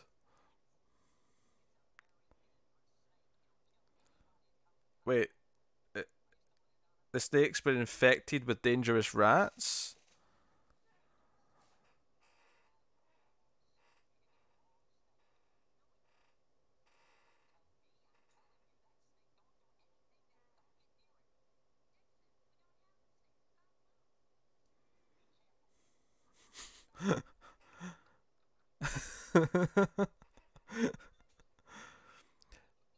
They don't seem for. They seem very like blasé about the fact that there's a killer snake.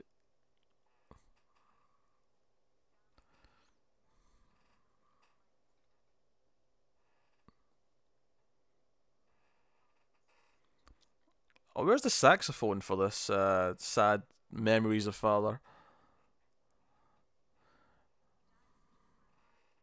Deadly toxins from cancer-infested rats. Indeed.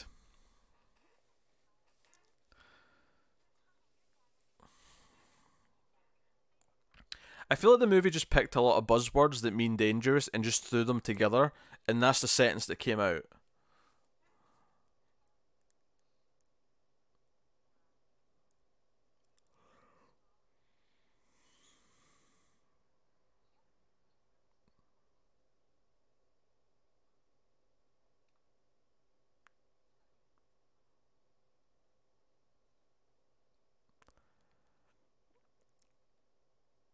I don't know what's happening. This is a weird movie.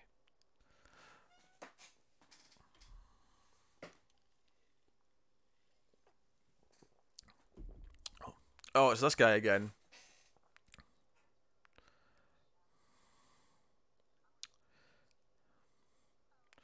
Why did they spend so much time getting dressed up for this? Unless they're actually here for dinner, which feels like a weird, which feels like a really oddly timed thing when there's a killer snake slithering about.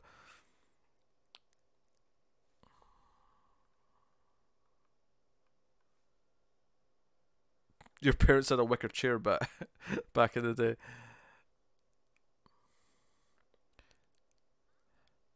I feel like the one in yellow is wearing something that's meant to look like a suit, but it's still like this really slutty top that's like revealing as much as possible.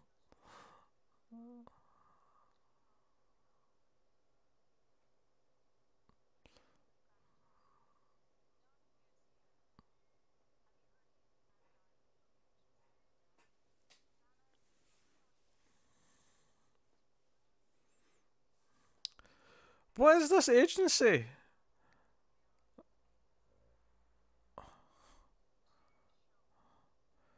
Yeah. Also, yeah, you shot him in the face, but he's clearly not dead.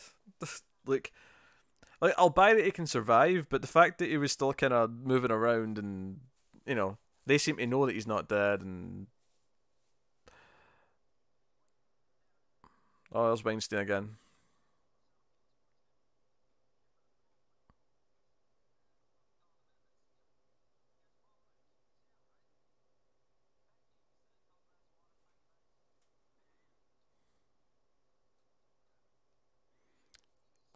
That was quick. She literally had to be on the way to the table before he even started asking for what he wanted.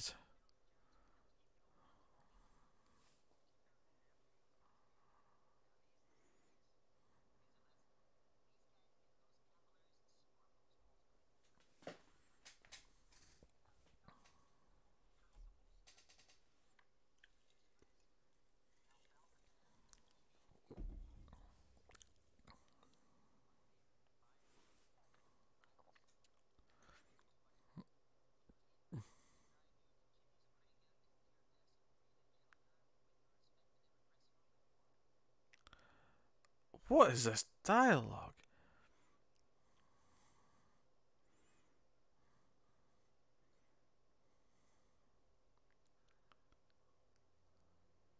I love that the dumb blonde guy just got a big milkshake. That's actually hilarious to me. Is that John Schneider from Dukes of Hazzard? I doubt it, but I don't think so.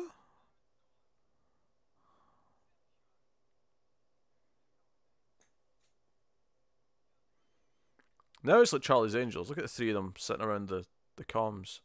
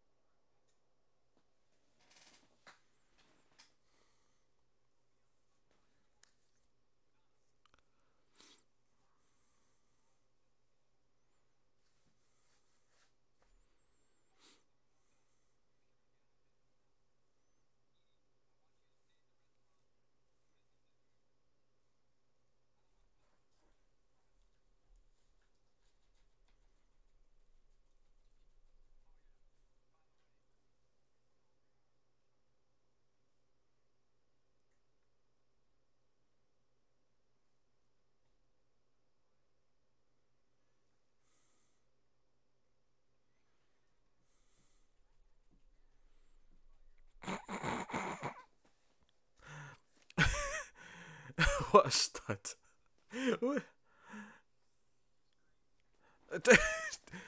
That did not look a graze. That, but come on now. He got shot in the face. Oh dear. Harvey Specter, welcome to stream. Hey, travel reviews are great. Watch them after each episode I watch. That's great to hear, man. I I love Travelers. Really hope it gets renewed. If you're wondering what's happening right now, we're watching a movie together. Which is why I'm not just sitting answering questions constantly.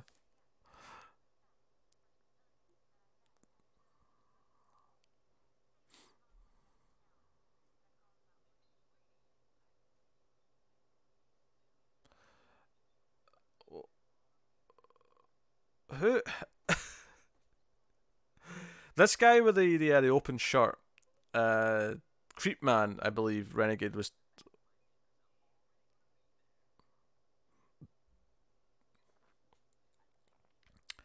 I hope he gets snaked. I hope he gets snaked.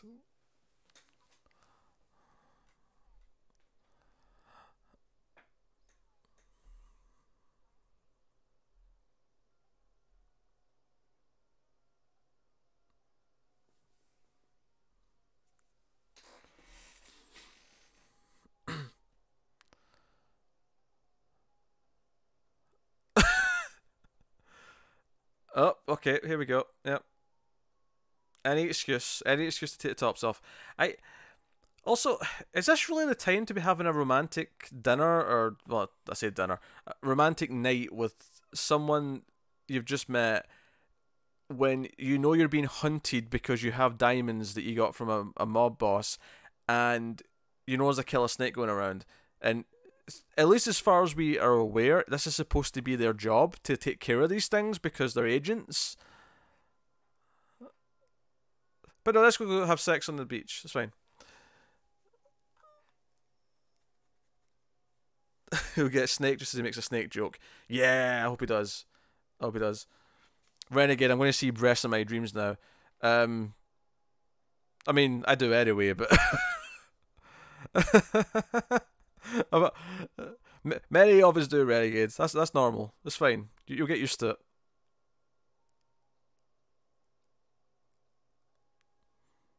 What a romance. Is this scene from a different movie? Oh, just that cut to the moon and then the creepy music. We just changed completely. There always time for romance on a beach at sunset. Wait, is sun setting again? That was pitch black. That was pitch black when the snake we saw there.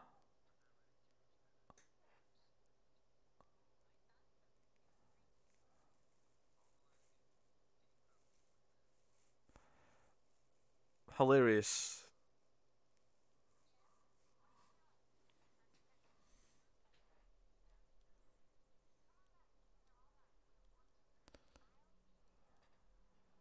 Oh wait, so now it's morning. That's what's happened. Okay, it was dusk. They were on the beach all night, and now it's morning. Okay, all right. Okay.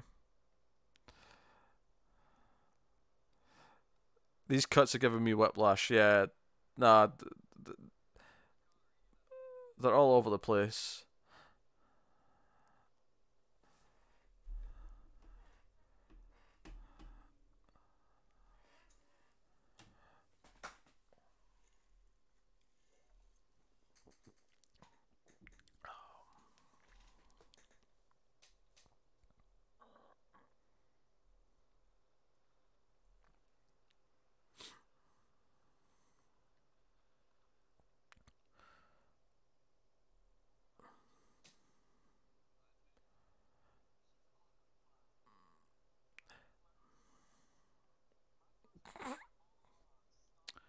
Meanwhile, back at the Hawaii tourist board video, yeah, it does actually kind of feel like some of this was done because it's like Hawaii was like, we'll give you a discount on shooting here if half of it's basically a travel ad for Hawaii.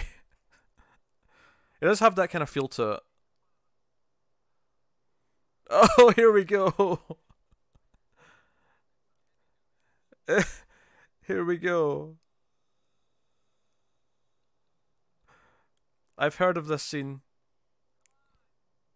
He was the reconnaissance?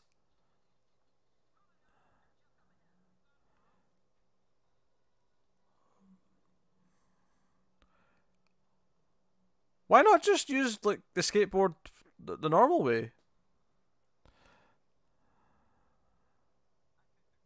The plan to the waves crashing on the shore at night to symbolize what the sex happening. Yeah, the python symbolized that. Oh, we're back on the skateboard. Wait, is the blow up doll made like disguise that it's him? Didn't work very well. Oh, no, he's been shot.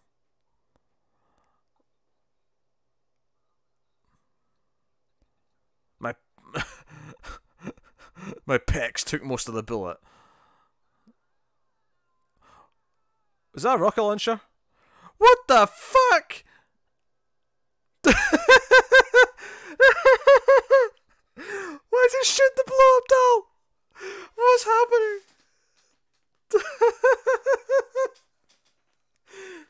What the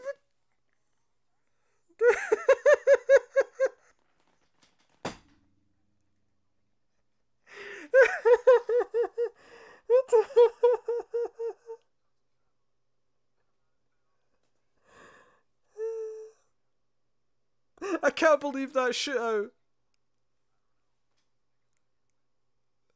I can't believe that. I can't believe that shit out.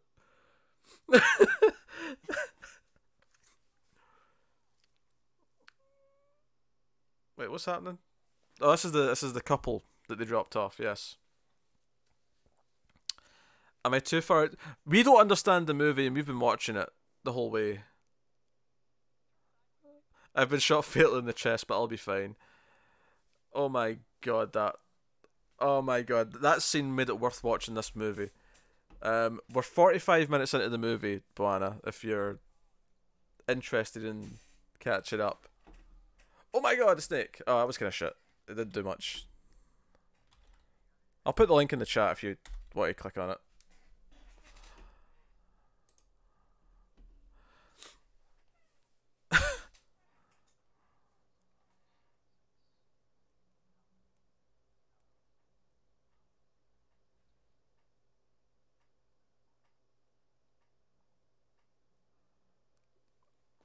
Charming. Was that blow up doll filled with hydrogen? It kind of looked like it, didn't it? Also, why shoot the blow up doll? The blow up doll's not a threat. What's the name again so I can watch on my TV? It's a Hard Ticket to Hawaii. And you want the one that is 1 hour and 32 minutes long. Because there's another one that's slightly longer on YouTube. 1 hour and 32 minutes is the one you want.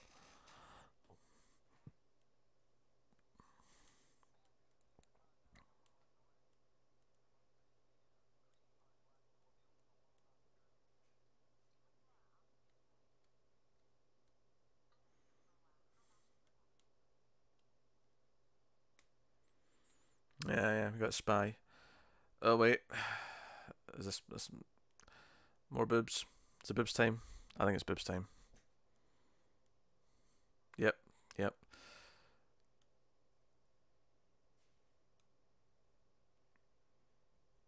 I don't know what to say. I've run out of boob jokes.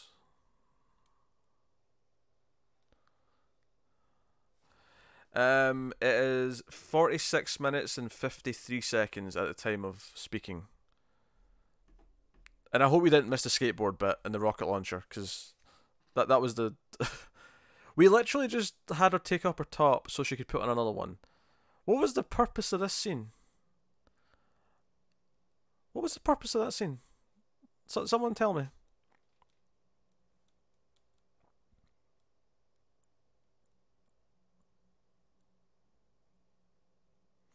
We're not watching the director's cut. This is an outrage. The other version had really bad quality, which is why we're watching this one.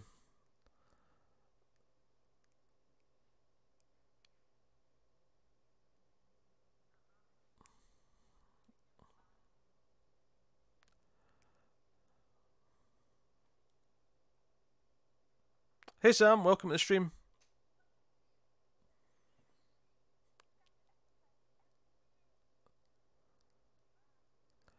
What?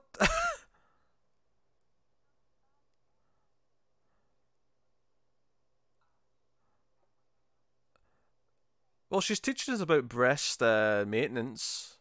That's nice of her.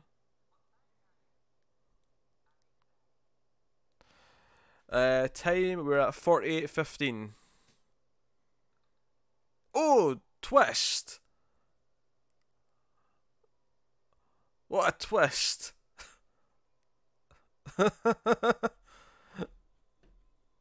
You think the director was a pervert? You might be right.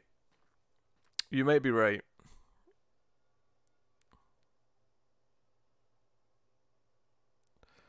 Sam, if you're confused as to what's happening, we're all watching a movie together. It's on YouTube. The first half of the stream is just normal questions and answers. The back half of the late stream's movie watching together. Sam just watched Reign of the Superman and they did nothing. I watched it earlier. The review's coming early Thursday. Is that a guy? No guy boobs. No guy boobs. There has been a lot of topless men, to be fair.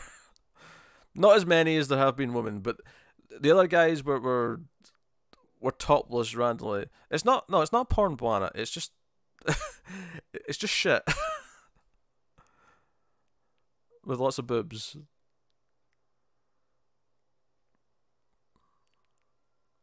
Well, this music got very intense very quickly.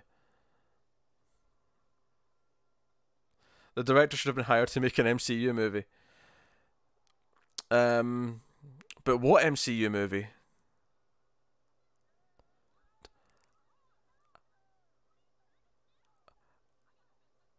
I feel like Doctor Strange would have been better with this director. It'd have been better than the one we got. I'm calling it.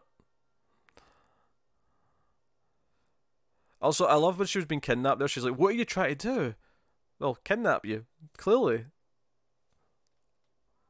What do you think you were trying to do? Bake a cake, were you? Also, what was that ridiculous camera thing she held up there? It was yellow. I was looking over at the chat. I just saw it in the corner of my eye. Look at that thing. It's chunky.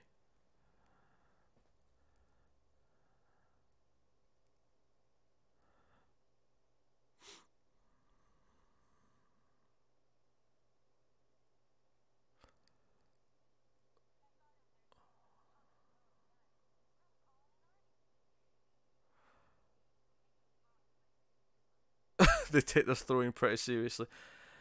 Yeah, why? That is a ridiculous. I mean, I know obviously cameras were bigger because it's the 80s, but that's especially like in your face camera. You like Doctor Strange Renegade? I'm sorry, but I'm going to keep making fun of it. Oh, pardon me.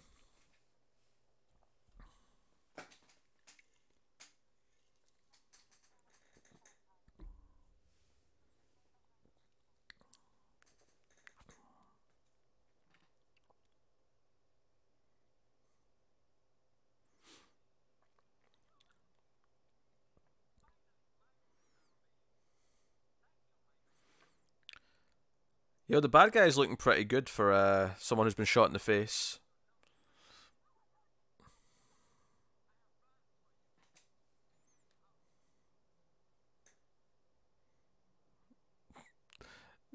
You give him permission to make fun. Then it's not as fun, though.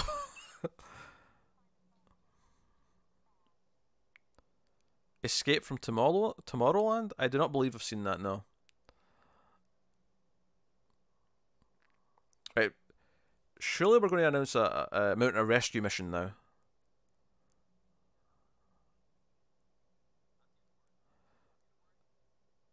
Maybe this is the worst part of the... Or the worst like injustice the villains have done is that they've left these two guys stranded without a ride. They're just standing waiting there.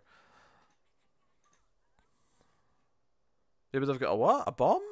Did they say bomb? A phone. No, it was probably phone. I misheard it. What? Secret agent business. Better when you're in a bikini.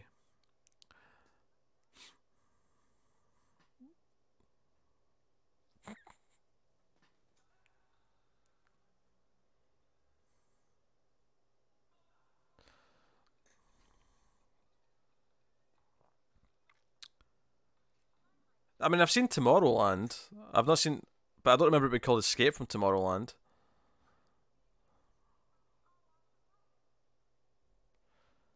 Blatant product placement of Handycam.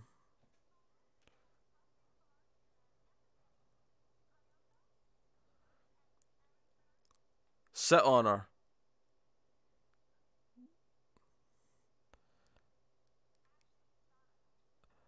I thought these were supposed to be agents. Come on now.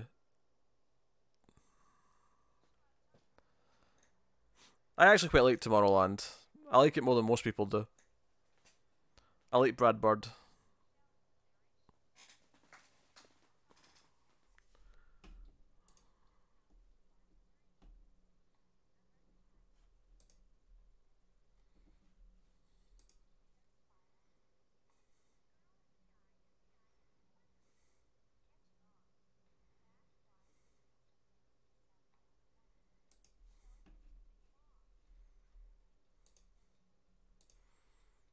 They figured that out easy enough.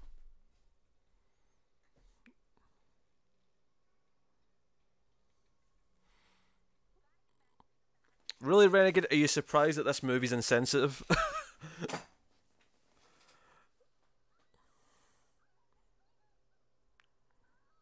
Wait, whoa, what was that cut?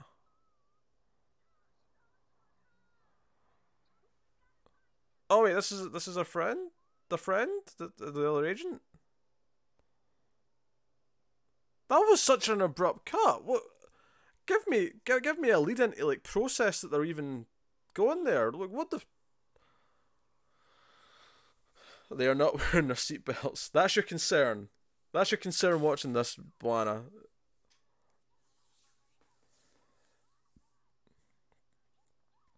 Oh, this is the couple. Sorry, this is the couple. This isn't the friend that was kidnapped. This is the couple who have been snaked.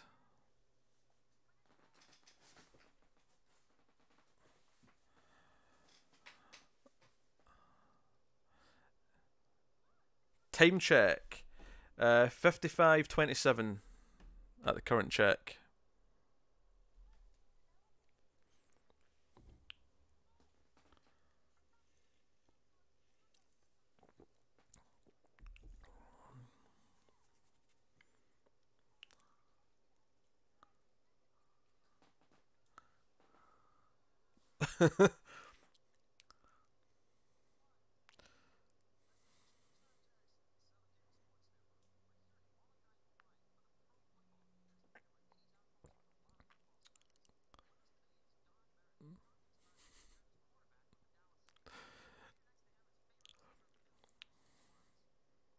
I love how they're just casually sitting with cocktails.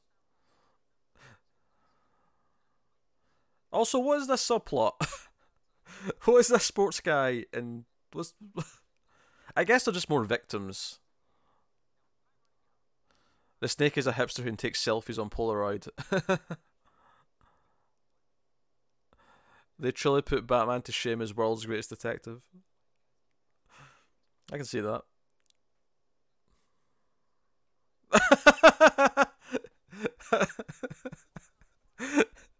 That wasn't TV safe.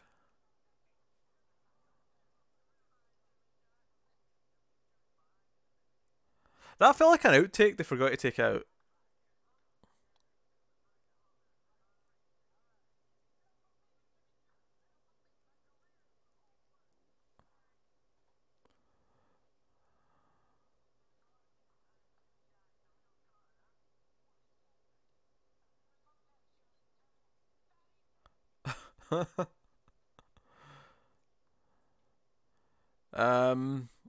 I don't know if he did. He was speaking kind of fast. I only kind of made out some of the words of it.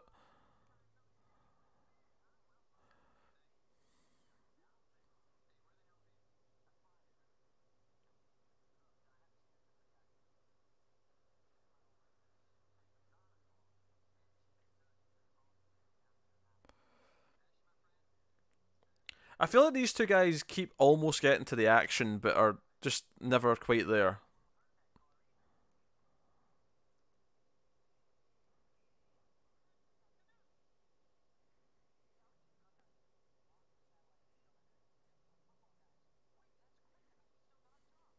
They lost the satellite feed.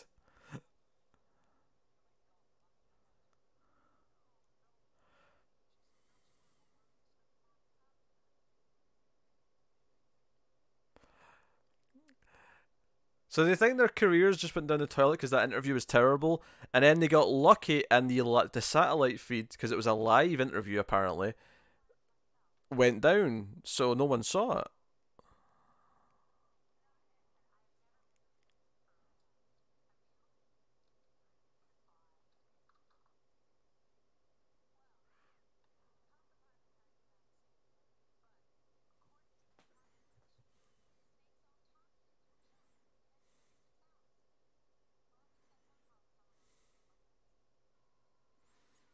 Aye, that's 36 hours of murdering, no? Come on now.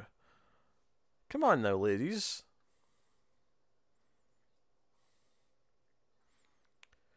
Do you know what's weird about this? It feels like the snake's just a side plot. Like, the main plot's the gangsters and the diamonds and the kidnapping.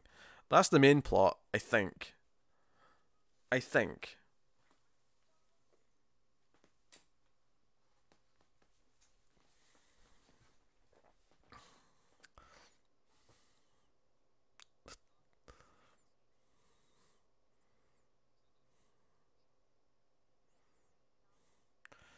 Yeah. She taped an episode of the Dick Van Dyke Show. She just thinks it's a really important episode that you should see. The editing was done in camera on the Sony Handycam.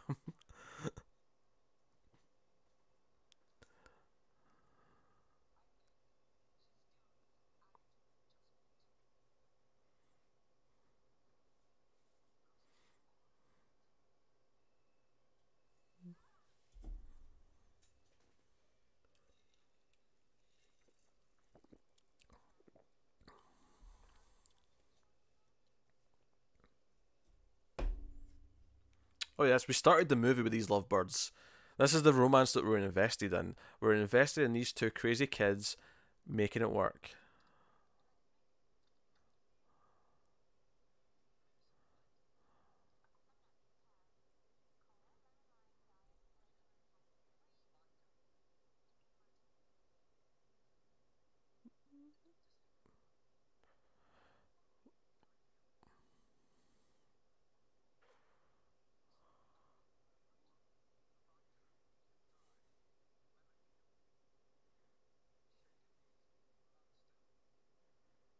I hate this guy.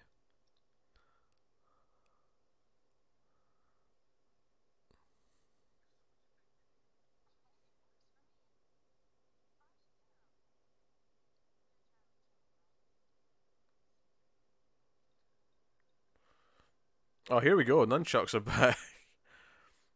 She's a very intense villain. Look at this.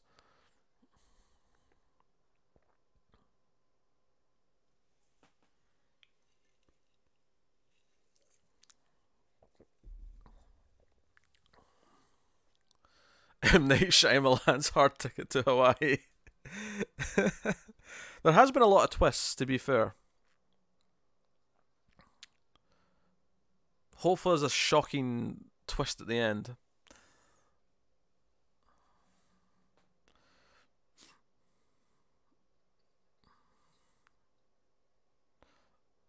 Bow chicka wow wow.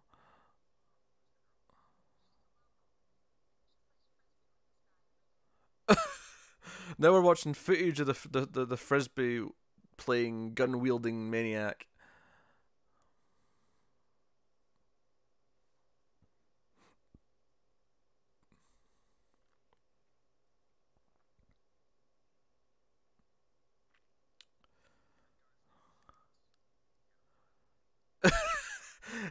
He's actually called Shades.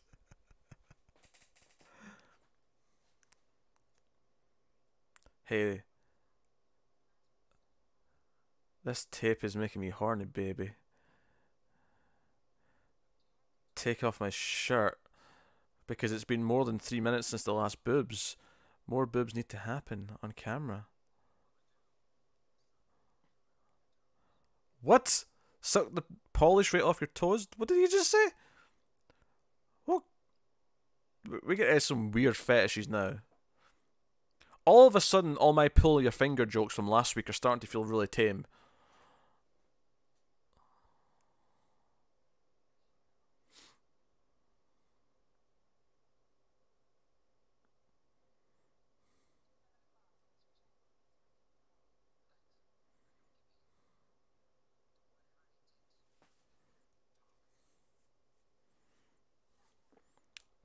Try tickling her. That's usually effective. I know our friend has been kidnapped, but I'm so hot. Yeah, it's a good time for it. Yeah, ponytail guy is with the one who's been kidnapped. So I think theoretically the edits of these are really weird. By the way, these quick cuts to the sex are really weird. Um, Conditioner's broken.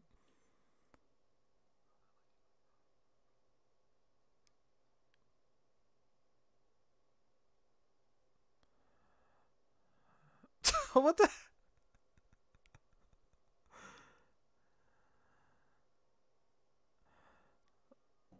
soft, stupid music.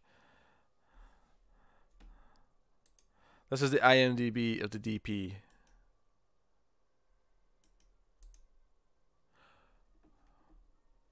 Double Impact?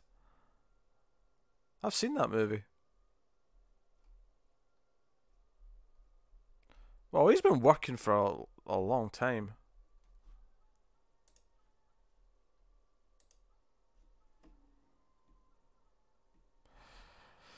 That's true, we had ass there too. This is what lets you know this is the most important love scene in the movie because it went further. It went further than just boobs. It gave you ass as well. Also, this is oddly very static. She's like sitting up really rigid and still as he kisses her. There's like no passion in this. Was you can tell that they felt awkward about doing anything more than they were supposed to.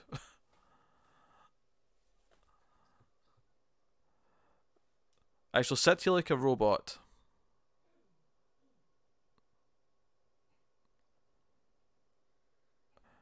We saw Shades on a videotape. We've not met him in person yet.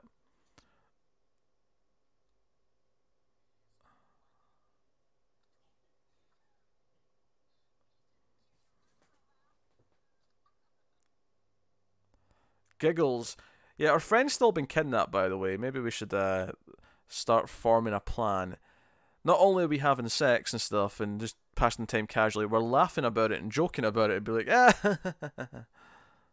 ah.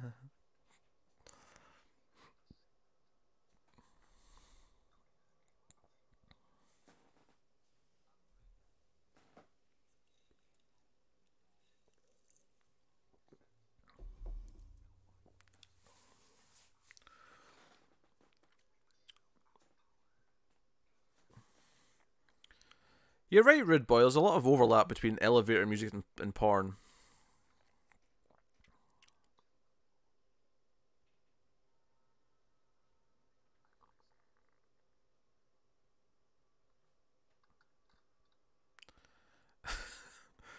Dear. Both villains are really bad in different ways. It's amazing. Why is the girl being kidnapped? Because she was helping the other good guys who are agents. And they're like diamond smugglers plus drug smugglers and. Well, not smugglers. Well, they don't smuggle drugs. Well, they probably do smuggle them away. Yes, the girls. Well, they think the girls have the guy's diamonds, but they actually dropped one of the boxes when they first found them. Is that a frisbee? That's a frisbee with razor blades in it. Oh my god, this is about to be amazing. This could top the rocket launcher if this is utilised well. That is a frisbee with razor blades. We have reached a new level. We have ascended to a higher plane of existence. Just you wait for it, guys. Holy crap, those swimming trunks are a little bit on the small side. Oh, here comes Shades. Are they going to lure him into a frisbee match? Is that what they're doing here? They're going to lure him into frisbee and then throw the frisbee with the blades. This better be good. The frisbee with the blades was black though. Surely if you're going to switch frisbees before you throw it, you should maybe have one the same colour. Just a thought.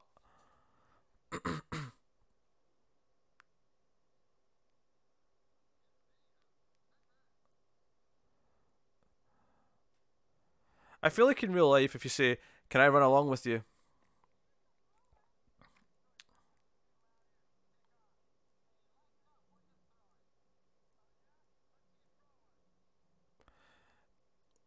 Wait, is he actually getting competitive about frisbeeing? He takes his frisbeeing very seriously here. He was about to throw him off the land and be like, "No, you can't stay here." But as soon as he mentioned, "Oh, I'm a good frisbee player," he's like, "Oh, really? Well, I have to challenge you."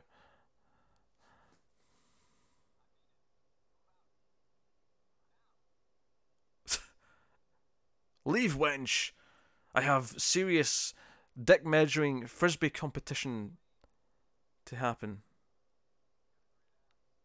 Wait, what?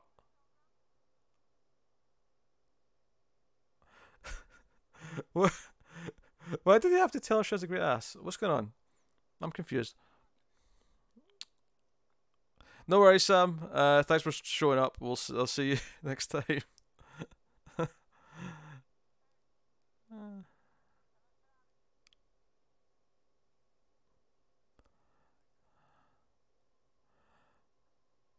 I can't believe he baited him out of his job with.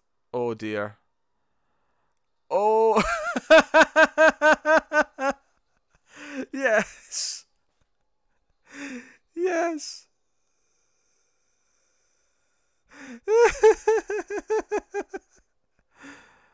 It's so good. So good.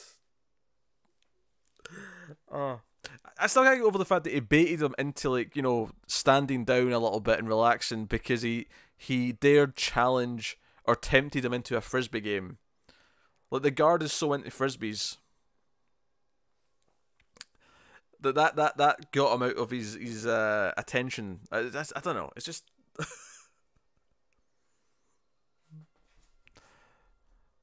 it's like the classic cartoon where you can lure a cop away with a donut. That's essentially what that was. It was, oh, we can lure him away with a frisbee. We can distract him and then strike.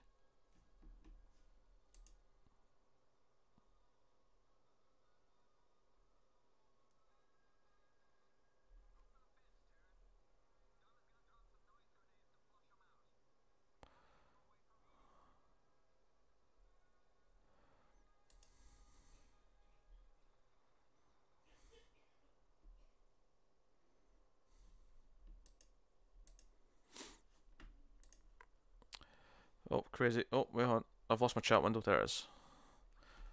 Oh, we got grenades now and shit, everything.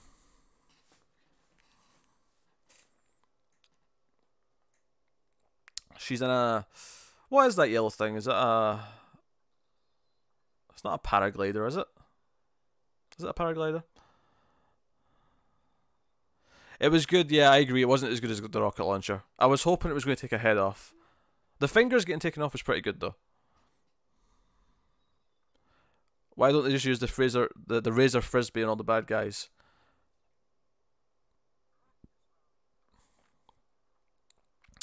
That slow motion bullet hit was quite good. Well, he's still in slow motion. That's actually really funny. It cut away and it cut back to him and he's still in slow motion.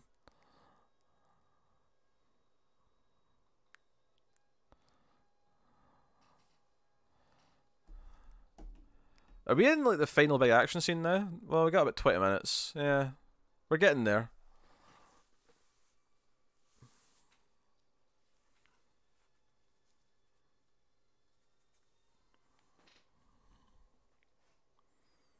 Oh, she's been stealthy. They only had one squib. Let's make this one last. We'll just have it in slow motion for...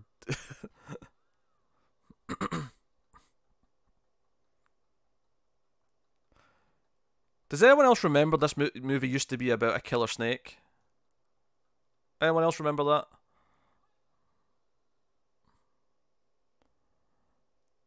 I mean, I'm sure it's going to pop back up at some point, but... You know...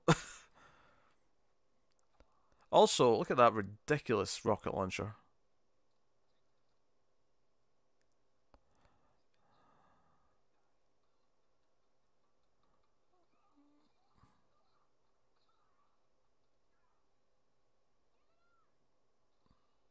He wants to prove his martial arts skills, apparently. This is the bigger action scene leading to the showdown with the leader. Yeah. The snake will kill the main bad guy, calling it. I mean, that's a pretty fair prediction. I mean, otherwise, what's the point of the snake at this point?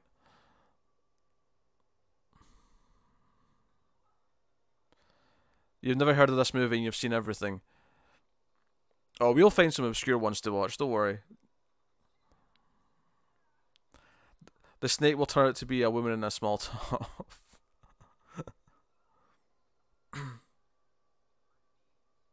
My beads! Oh no! He cut my beads! It's on now. Why is he telling her to shush? She's got a gag in her mouth. He's like, you know, finger up, like, shh. They're like, dude, she can't say anything. She's got a gag in her mouth. What? Oh, he's got the palm claws on now. What? I feel like the movie thinks this is a really impressive fight scene. Wait, did he just finish his thing? He started that scene with life's a bit and then you die, and then at the end of it he said, and then you die, and then snapped his neck. Also, that dude just got grenade launched out of a window. That's amusing. The Last Shark. I don't know, Renegade. I don't know if I trust you after Malevolent.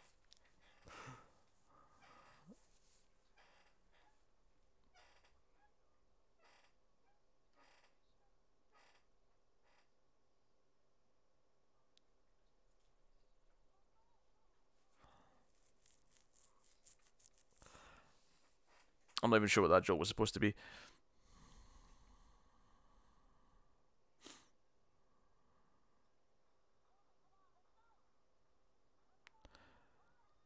I feel like Escape from Tomorrowland is not the Tomorrowland that everyone else is thinking about.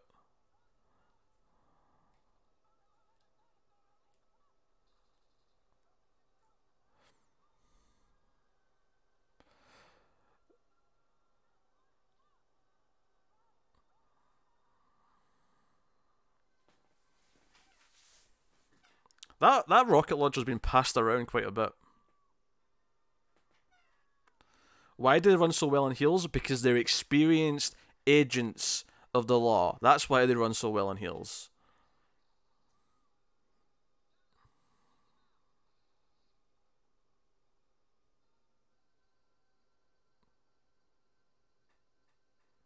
They blew up a helicopter. But hey.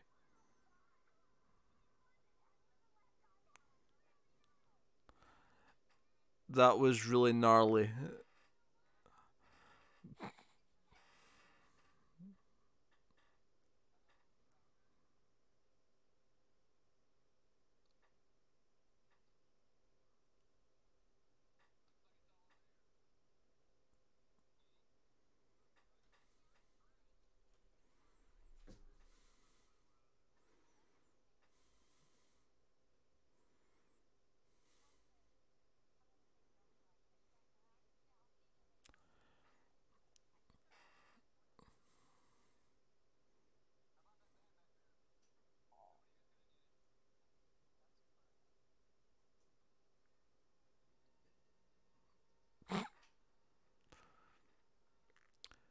This surely, if this is propelling us to the final fight with the big bad guy or the snake, that something at the end should lead into it and, like, you know, give it some momentum.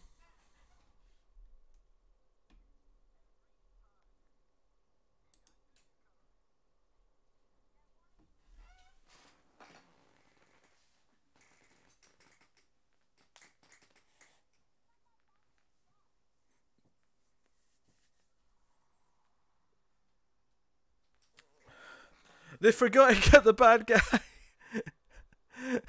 They forgot to get the main villain.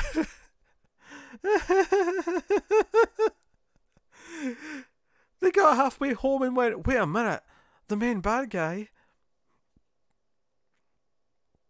Who got him? Oh, that's funny.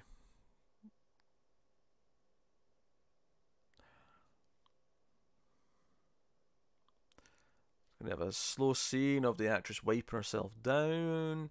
This will make all the boys go crazy. Draw out the runtime a little bit.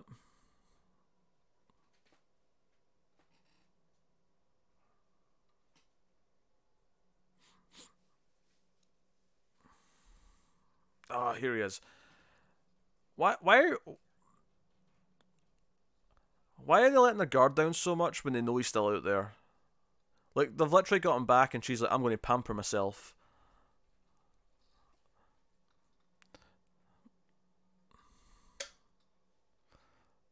Wait, we're doing Halloween now?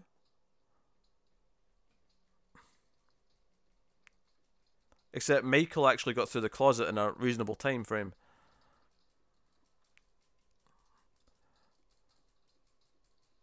She's going to harpoon him. Is it going to be in the dick? Why did I get the feeling this is going to be a harpoon in the dick? Ah, nah. Disappointed. Hey, he survived a gunshot to the face. I feel like a harpoon in the shoulder is not going to slow him down that much.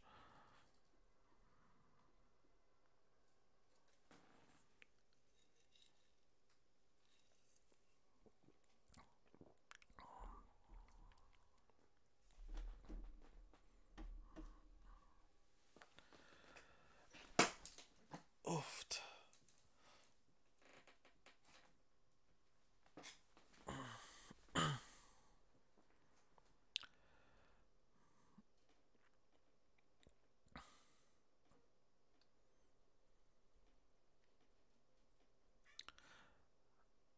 She's just going to walk into the other room and like everyone else she knows is just there, just not giving a shit. It's like, what was all that commotion? Oh, it was just the main bad guy trying to kill me in my room. I didn't need any help. See, I told you it wouldn't slow him down. He's back up on his feet. How is he still not back at the base? The bad guy's base. He left mid-trip going back the way. And she's at home and it's night time and she's tried to like pamper herself. And she didn't even check if he was dead. What?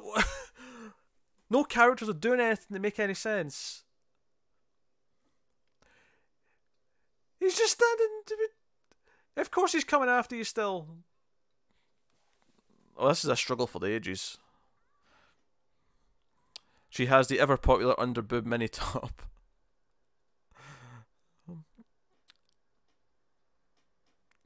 It's very popular apparently.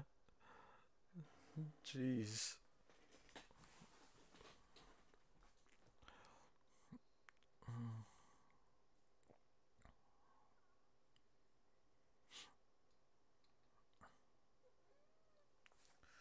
Shut up, cat.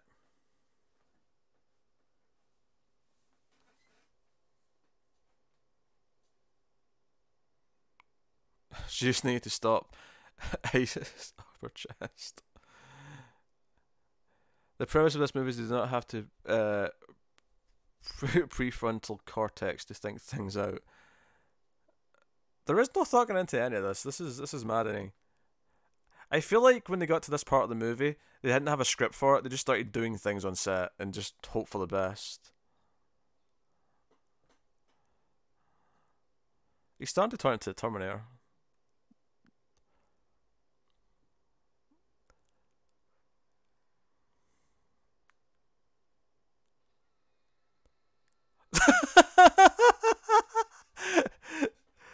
The movie, remember, it's a snake movie. Take off your top and check that he's dead. That's a funny comment. Zombie Dave gets comment award of the night for that. That was perfectly timed. He's still alive, but we just had a super snake come out the toilet. I love how it lit up as well. I love how there was like a smoke machine and like a light coming from the toilet.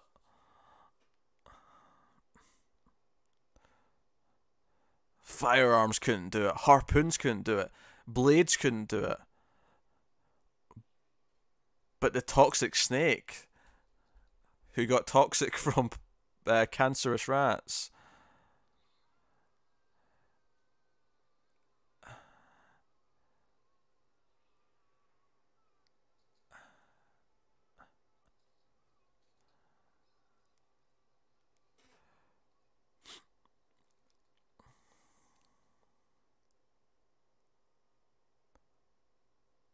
I have to admit though, it's kind of boring how he just kind of fell over. Like I was hoping his like entire face would swell up and explode or something like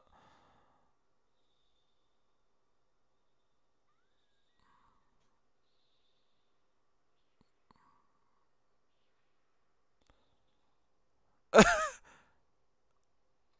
Is the snake bulletproof? Oh my god, the rocket launcher. Also, why did he know to come back here?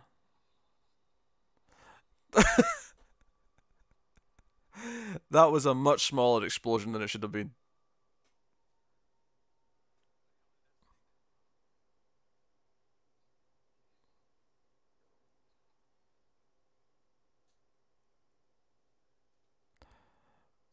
This is beautiful.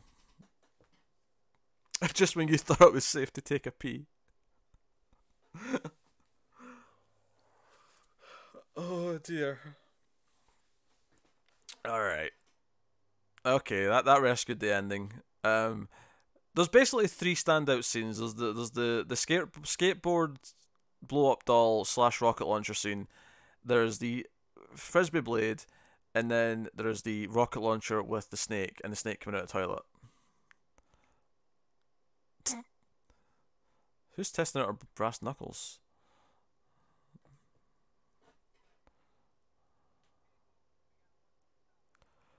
What was the point of the sports dudes in the interview?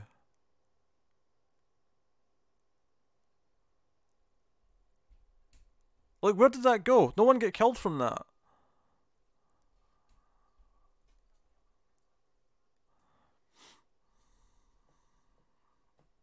Little known fact, Jim Henson personally puppeteered the snake. I'd like to know why the snake's no sold the gunshots. He just took them like he was the Terminator.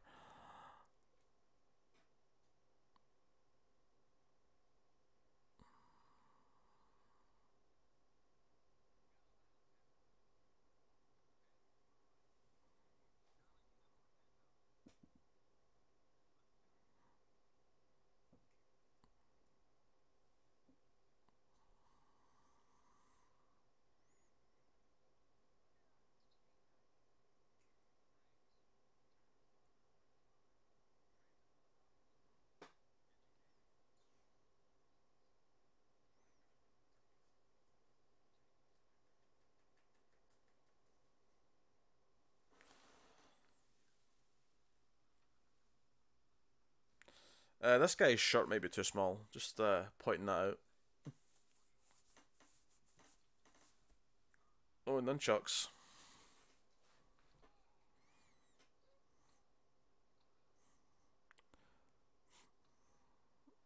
That's not really how you use nunchucks, but I'll let it pass. Do you think we'll get a post-credit scene? Oh, I hope so. I doubt it, but I hope so. I like how they're just like brutally beating up his bodyguard.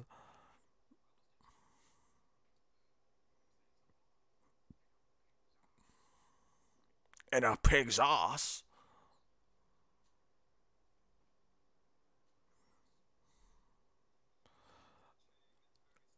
Fun Times on Frisbee Beach, the sequel.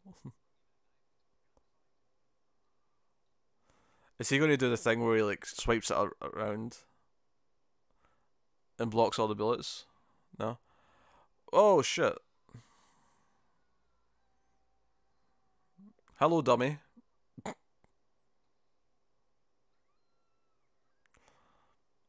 He tried throwing the katana.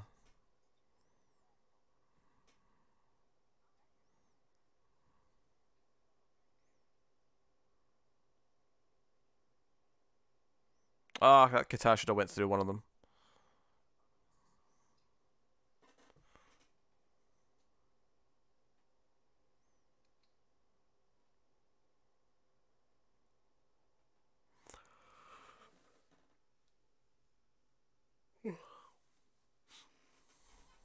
Mr. Chang was in Highlander 2?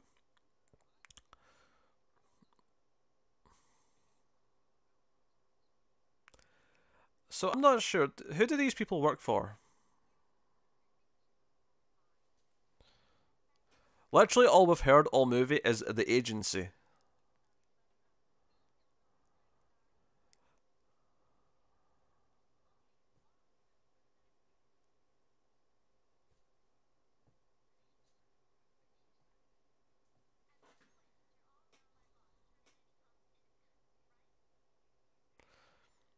Villain in white always leads to a bloody death. Yeah, because the blood goes over the white shirt. Yeah, it's the same with snow. If you have like a fight scene in the snow, you're expecting blood splatter.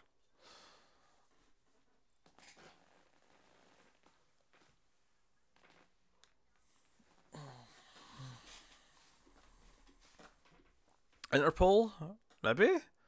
I don't think the writers decided. I think they just like wrote a generic like script, filmed and like, oh, we're done.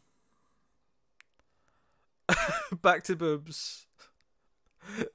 They're actually cutting to previous shots of boobs just so you can have some boobs at the end. There's more. That's two. That's two scenes we've cut to with boobs.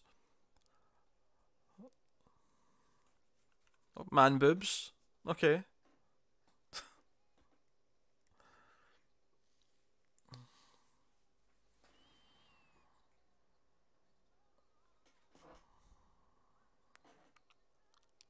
Oh, there's more boobs. That's three times they've done it.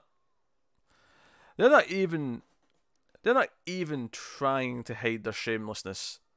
Four boobs, four scenes of boobs.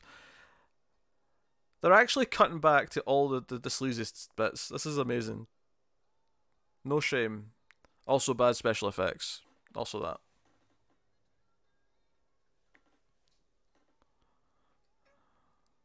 Every girl's credit is her boobs in name. Ow.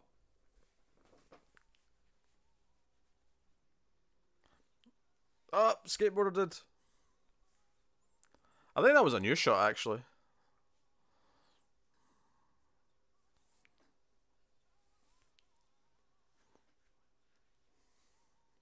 More boobs.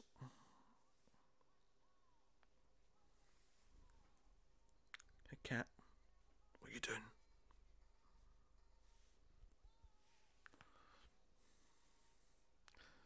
They're really proud of the main theme.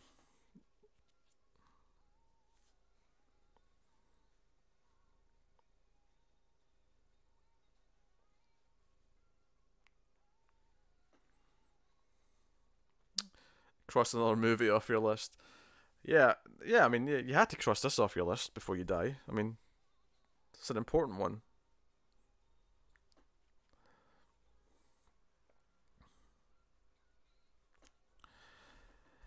Ah, well, something to add on to the 2019 watch logs. Oh, there we get a post-credit scene. There's like 20 seconds left.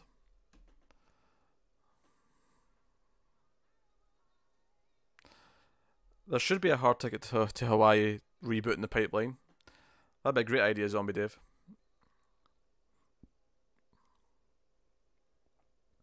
An Andy Sedaris film.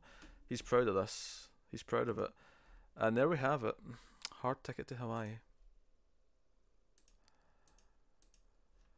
Oh dear. They had a credit for rocket launcher designer. Well, I mean, it was a custom rocket launcher. Did you not notice the customness of it? The customness of the rocket launcher? There was a thing. Oh dear.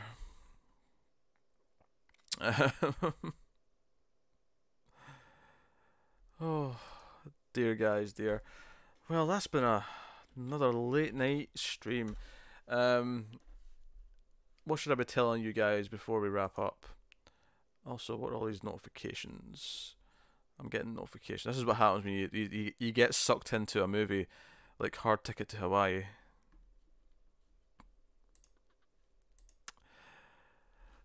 Ah, dear.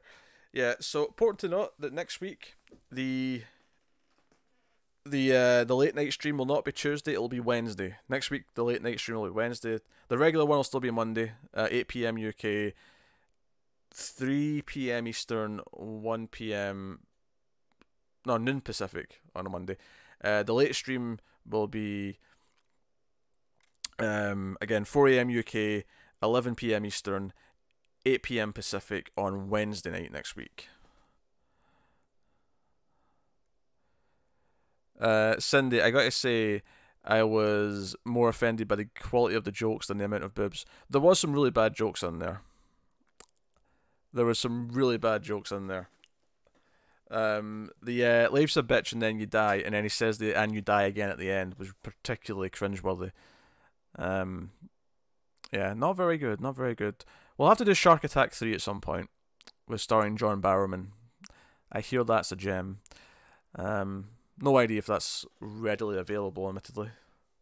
Maybe one that everyone has to hunt for. But, no, good. What else to tell you? Usual Patreon stuff, and if I didn't mention it on the stream, the store selling the hoodies and the shirts and stuff, there's 20% off t-shirts for the next like 3 days, on both the US and the UK stores. The US code is shirt19, the UK code is shirts19, so that's plural shirts for the UK and then just shirt for the US, so it's shirts19 and shirt19. And if you use the wrong one, just try the other one and it'll work, should you wish it. The rocket launcher scene was worth it. Rocket launcher, Razor Frisbee, and rocket launcher and the snake at the end was the highlights. So, you know, maybe next week we'll pick a better movie, or maybe we'll pick an even worse movie. That's what we could do. You should do Kiss Meets the Phantom of the Park. Kiss made for TV movie by Hanna-Barbera. Oh, I don't know. That sounds like a tedious watch. Um, Escape from Tomorrowland next time. Look it up. I think you'll find it worthy of a true terrible movie. I'll do some research. I'll do some thinking. There's definitely some other big bad movies though that I know I want to watch at some point, and this has turned out to be a great avenue for that. You should watch The Alien Factor. A lot of movies been thrown at me here. I'll give it some thought. I'll give it some thought over the week, and I'll pick something. But yeah. So no, I'm pretty tired actually. I didn't get a whole lot of sleep last night, and I think this has went off okay, despite the fact that I'm pretty tired. So yeah, hopefully this was fun. Hopefully everyone had a good time. So yeah, streams back next week, Monday and late Wednesday, and yeah, Elsewhere in the Multiverse will be up early Wednesday. I might try and export it before I sleep, but honestly, it might not happen. Sleepiness is upon me, but it'll be up early today. So thank you very much to everyone for watching, and thanks for being regular viewers and listeners. I love you guys loads. I'm starting to slur my words. This is how tired I am. Is there anything else I want to mention or say or whatever? I can't think. So it's cool. So yeah, similar idea next week. We'll do a movie on the late one. Yeah. Yes. Yeah. Thanks everyone. I will see you guys next time. Tell you guys good night. So I can't finish my sentence. All right. Bye guys. Love you loads, and I will see you guys next time.